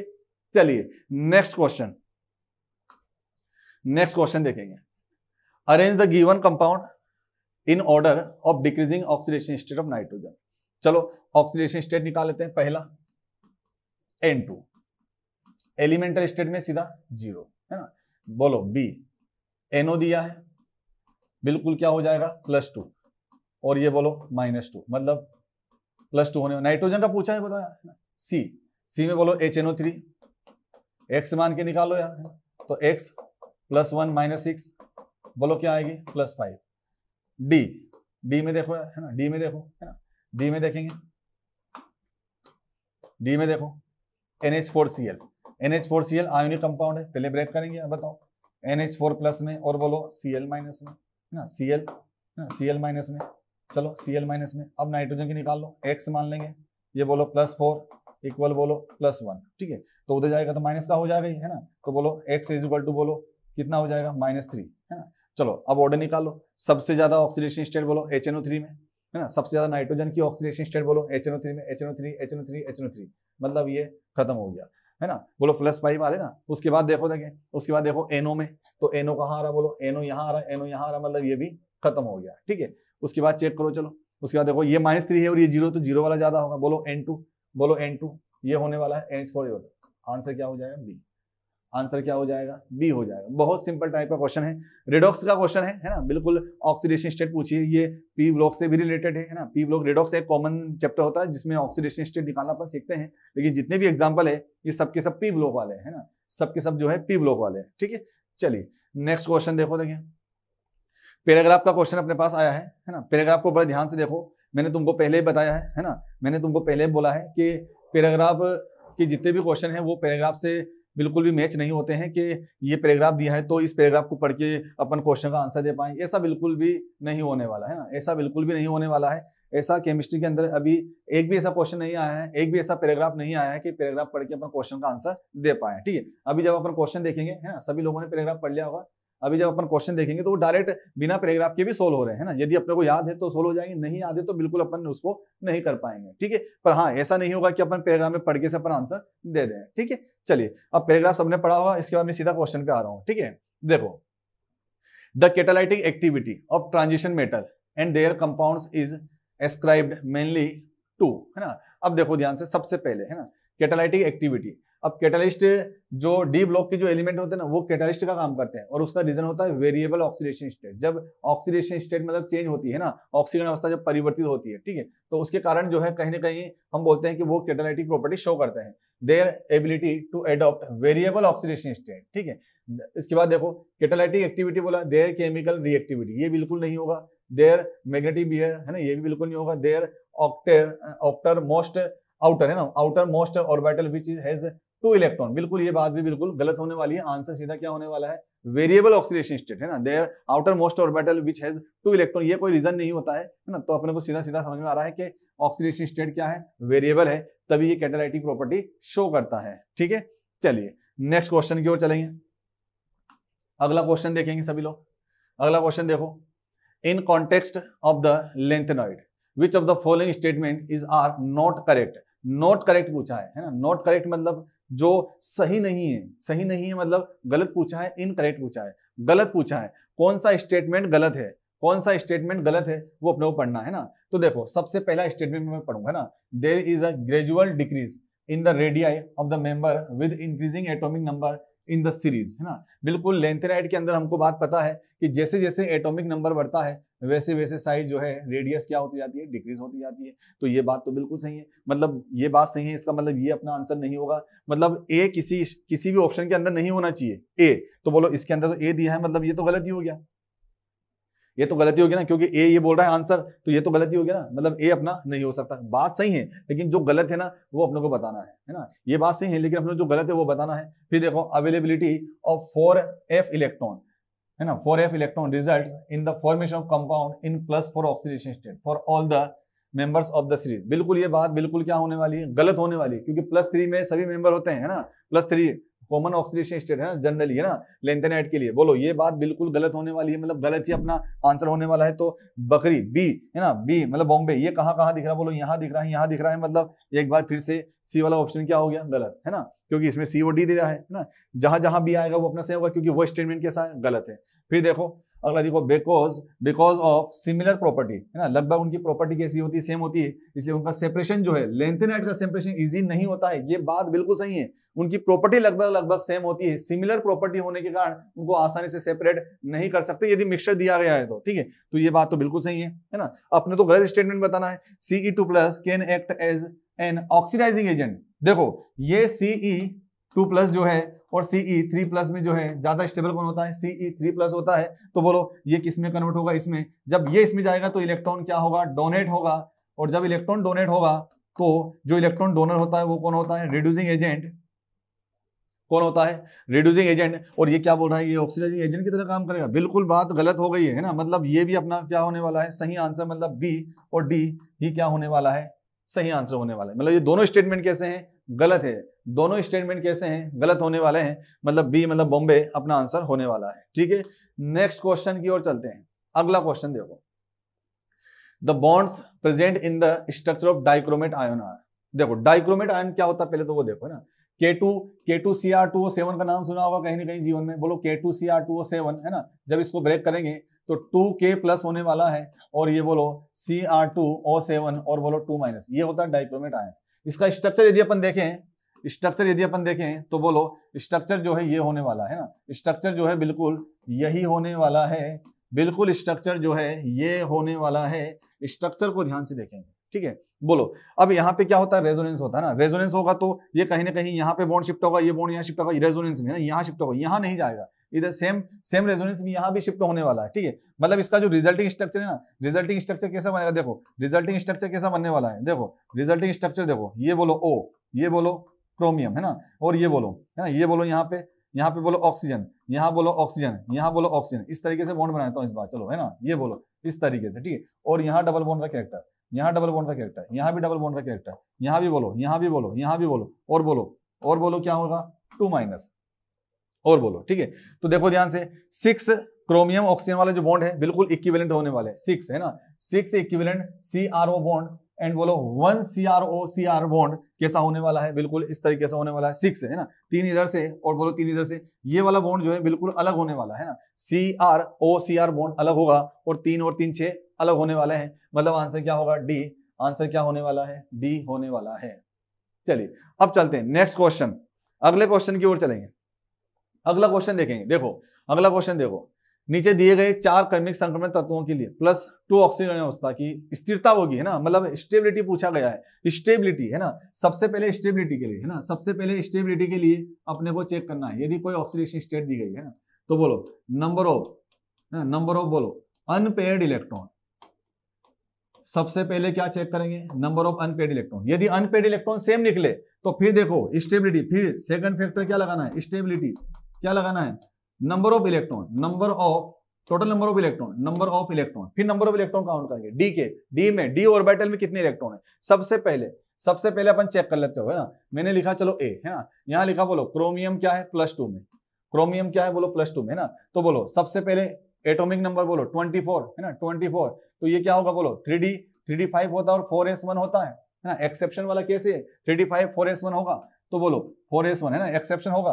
अब देखो ध्यान से कितने इलेक्ट्रॉन डोनेट करवाना है, बोले 2 इलेक्ट्रॉन डोनेट कराना है, तो बोलो 2 इलेक्ट्रॉन डोनेट करवाएंगे तो एक तो ये चला जाएगा और एक यहाँ से जाएगा, बताओ तो यहाँ कितना बचेगा, बताओ यहाँ कितना बचने वाला है 3D4 बचने वाला है, तो बताओ देखें, बताओ 1 2 3 4 है ना, तो कितने अनपेड हो गए 4, ठीक है। सेकंड नंबर का चेक करो, सेकंड नंबर का चेक करेंगे, सेकंड नंबर का एग्जांपल देखो बी है ना, ऑर्डर तो नीचे दिया है ना, बी देखो मैग्नीज का एटॉमिक नंबर बताओ, चलो मैग्नीज का एटॉमिक नंबर बोलो 25 है ना, तो बताओ सबसे पहले 3D5 4s2 है ना, तो 4s2 तो खत्म हो जाएगा, 3D5 बचेगा है ना, तो बोलो 3D5 बताओ कितने अनपेड आएंगे, ऐसे ही देख सकते हैं 5 ऑर्बिटल होते हैं और 5 ही है, तो हम बोलेंगे 5 क्या होने वाला है, 5 क्या होने वाला है unpaired electron.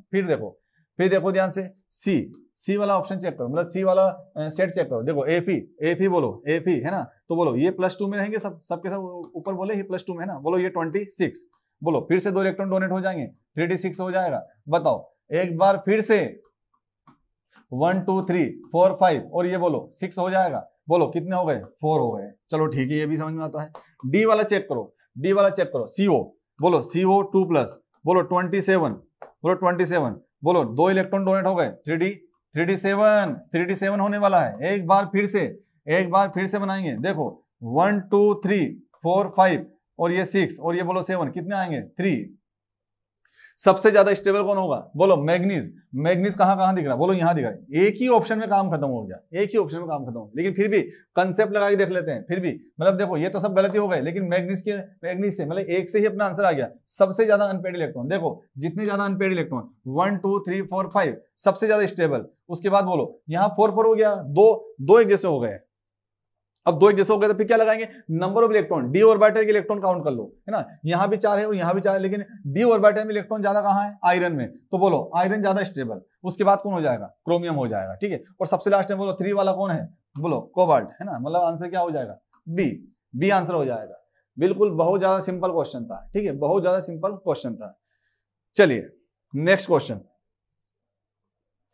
Highest oxidation state of manganese in fluoride is +4, ठीक है, but highest oxidation state in oxide is +7 Mn2O7, because बिल्कुल एक ही कारण है, एक ही रीजन इसका है ना, फ्लोरीन क्या करता है, सिंगल बॉन्ड बनाता है, लेकिन जो ऑक्सीजन है वो डबल बॉन्ड बनाता है ना, वो क्या बनाता है, डबल बॉन्ड बनाता है कोवलेंट कंपाउंड के अंदर, बिल्कुल एक ही इसका क्या होने वाला है, रीजन होने वाला है ना, एक ही रीजन होने वाला है, फ्लोरीन क्या करता है, सिंगल बॉन्ड बनाता है, लेकिन ऑक्सीजन जो है डबल बॉन्ड बनाता है, इसका मतलब हम बोलेंगे कि बिल्कुल ये जो है +7 में है और वो बोलो +4 में हो जाएगा, ठीक है क्या। चलिए नेक्स्ट क्वेश्चन, नेक्स्ट क्वेश्चन की ओर चलेंगे। अगला क्वेश्चन देखो, फिर से पैराग्राफ वाला क्वेश्चन आया है ना, फिर से पैराग्राफ वाला क्वेश्चन आया।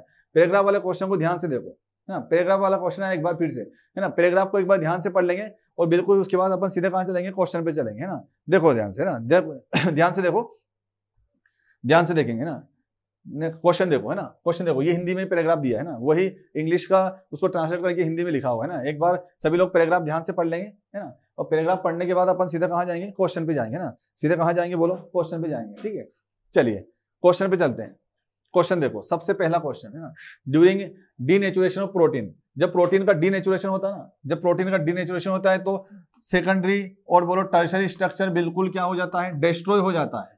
क्या हो जाता है, डिस्ट्रॉय हो जाता है। लेकिन ये क्वेश्चन जो है बिल्कुल रिजेक्टेड क्वेश्चन है ना। ये क्वेश्चन कैसा है, रिजेक्टेड क्वेश्चन है, यहाँ से रिजेक्ट हो गया था, है ना, बिल्कुल गड़बड़ क्वेश्चन है, हटा देना, है ना, बिल्कुल रिजेक्टेड क्वेश्चन है, ठीक है। बिल्कुल बस ये बात ध्यान रखना है कि जब डीनेचुरेशन होगा तो 2 डिग्री और 3 डिग्री मतलब सेकेंडरी और टर्शरी स्ट्रक्चर क्या हो जाएगा, डिस्ट्रॉय हो जाएगा प्रोटीन का, ठीक है। चलिए नेक्स्ट क्वेश्चन की ओर चलते हैं, है ना। आरएनए और DNA differ due to presence और absence of oxygen at which carbon sugar moiety. अरे बहुत बढ़िया क्वेश्चन है। सेकंड नंबर के कार्बन पे होता है, सेकंड नंबर के कार्बन पे। देखो सबसे पहले जो है मैं बनाता हूं, सबसे पहले देखो, है ना, सबसे पहले जो है ध्यान से देखेंगे, है ना, सबसे पहले यहां देखो CH2OH और यहां लिखा मैंने H, बीटा वाला होता है ना, बीटा वाला मतलब OH कहां होगा, ऊपर, और बोलो H, है ना, और फिर बोलो सारे OH कहां होते हैं, नीचे, है ना, सारे OH कहां होते हैं, बोलो नीचे, और ये बोलो क्या होगा H, है ना। ये बोलो नंबरिंग में बोलो 1 और ये बोलो 2 और ये बोलो 3, ये बोलो 4 और ये बोलो 5, ये 5 नंबर, है ना। अब देखो ध्यान से, अब ध्यान से देखो, ये क्या है, राइबोज कौन सा, बीटा वाला, क्योंकि बीटा राइबोज होता है ना, बीटा डी राइबोज या बीटा राइबोज होता है, बिल्कुल। लेकिन यदि डीऑक्सीराइबोज जो डीएनए के अंदर होता है, उसमें यदि मुझे बनाना है कौन सी शुगर होती है, तो शुगर देखो ध्यान से, है ना, ये CH2OH ऐसा ही रहेगा, ये बोलो H ऐसे रहेगा, बिल्कुल। ये भी क्या होगा, बीटा डीऑक्सी राइबोज होने वाला है, बीटा डीऑक्सी क्या होगा, राइबोज होगा। बताओ, यहां बताओ ध्यान से, है ना, ये देखो H बीटा होगा, OH ऊपर मतलब बीटा होगा, यहां बोलो H और ये बोलो OH। अब जो सेकंड नंबर के कार्बन पर जो H है और जो यहाँ OH है, तो O हटाना है और क्या लगाना है, H, मतलब H रहेगा, H रहेगा, तो ये क्या हो जाएगा, डीऑक्सी, है ना। डी मतलब होता है रिमूवल और ऑक्सी मतलब ऑक्सीजन, है ना, तो डीऑक्सी मतलब सेकंड नंबर के कार्बन से ऑक्सीजन क्या हो गया, रिमूव हो गया। और यही तो क्वेश्चन पूछा है, बोलो सेकंड नंबर के कार्बन से रिमूव होता है तभी बनता है डीएनए वाला मतलब डीऑक्सीराइबोज शुगर बनता है, ठीक है। क्या ये भी पेंटोज शुगर है, ये भी क्या है, पेंटोज शुगर है, ठीक है। नेक्स्ट क्वेश्चन, नेक्स्ट की ओर चलेंगे, बहुत सिंपल क्वेश्चन था, है ना, बायोमोलिक्यूल का क्वेश्चन था ना। Deficiency of which of the following, है ना, vitamin can cause scurvy, loosing and bleeding of gums. बोलो विटामिन सी, बिल्कुल vitamin C. Ascorbic acid chemical name क्या होता है, एस्कॉर्बिक एसिड। कितना सिंपल क्वेश्चन है ना, ट्रिक से अपने याद किया था इसको, scurvy, vitamin C, ascorbic acid, सारी चीजें इस तरीके से अपने याद की थी, है ना।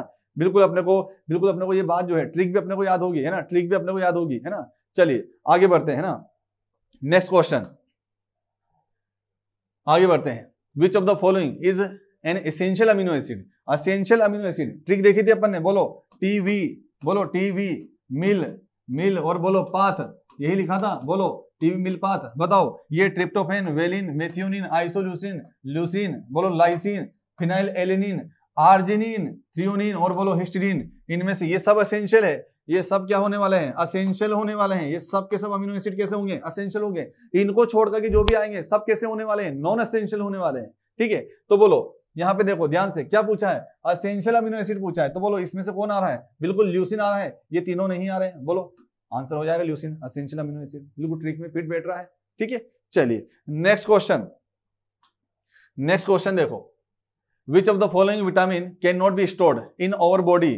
अपनी बॉडी के अंदर कौन स्टोर नहीं होता है, तो बोलो स्टोर कौन होता है। तो पहले तो अपन ने याद किया था कीड़ा, है ना, विटामिन KEDA, और बोलो साथ में विटामिन B12, ये स्टोर्ड इन आवर बॉडी, है ना, ये क्या है, स्टोर्ड इन आवर बॉडी, ये अपनी बॉडी में क्या होते हैं, स्टोर होते हैं। विटामिन B2 स्टोर नहीं होता है, विटामिन B2 स्टोर नहीं होता है, बिल्कुल ये बात अपने दिमाग में फिट हो गई होगी। नोट्स में ऐसा कैसे क्लियर कट लिखा है था अपन ने, और बिल्कुल क्वेश्चन भी ऐसा कैसे आया है, ठीक है क्या।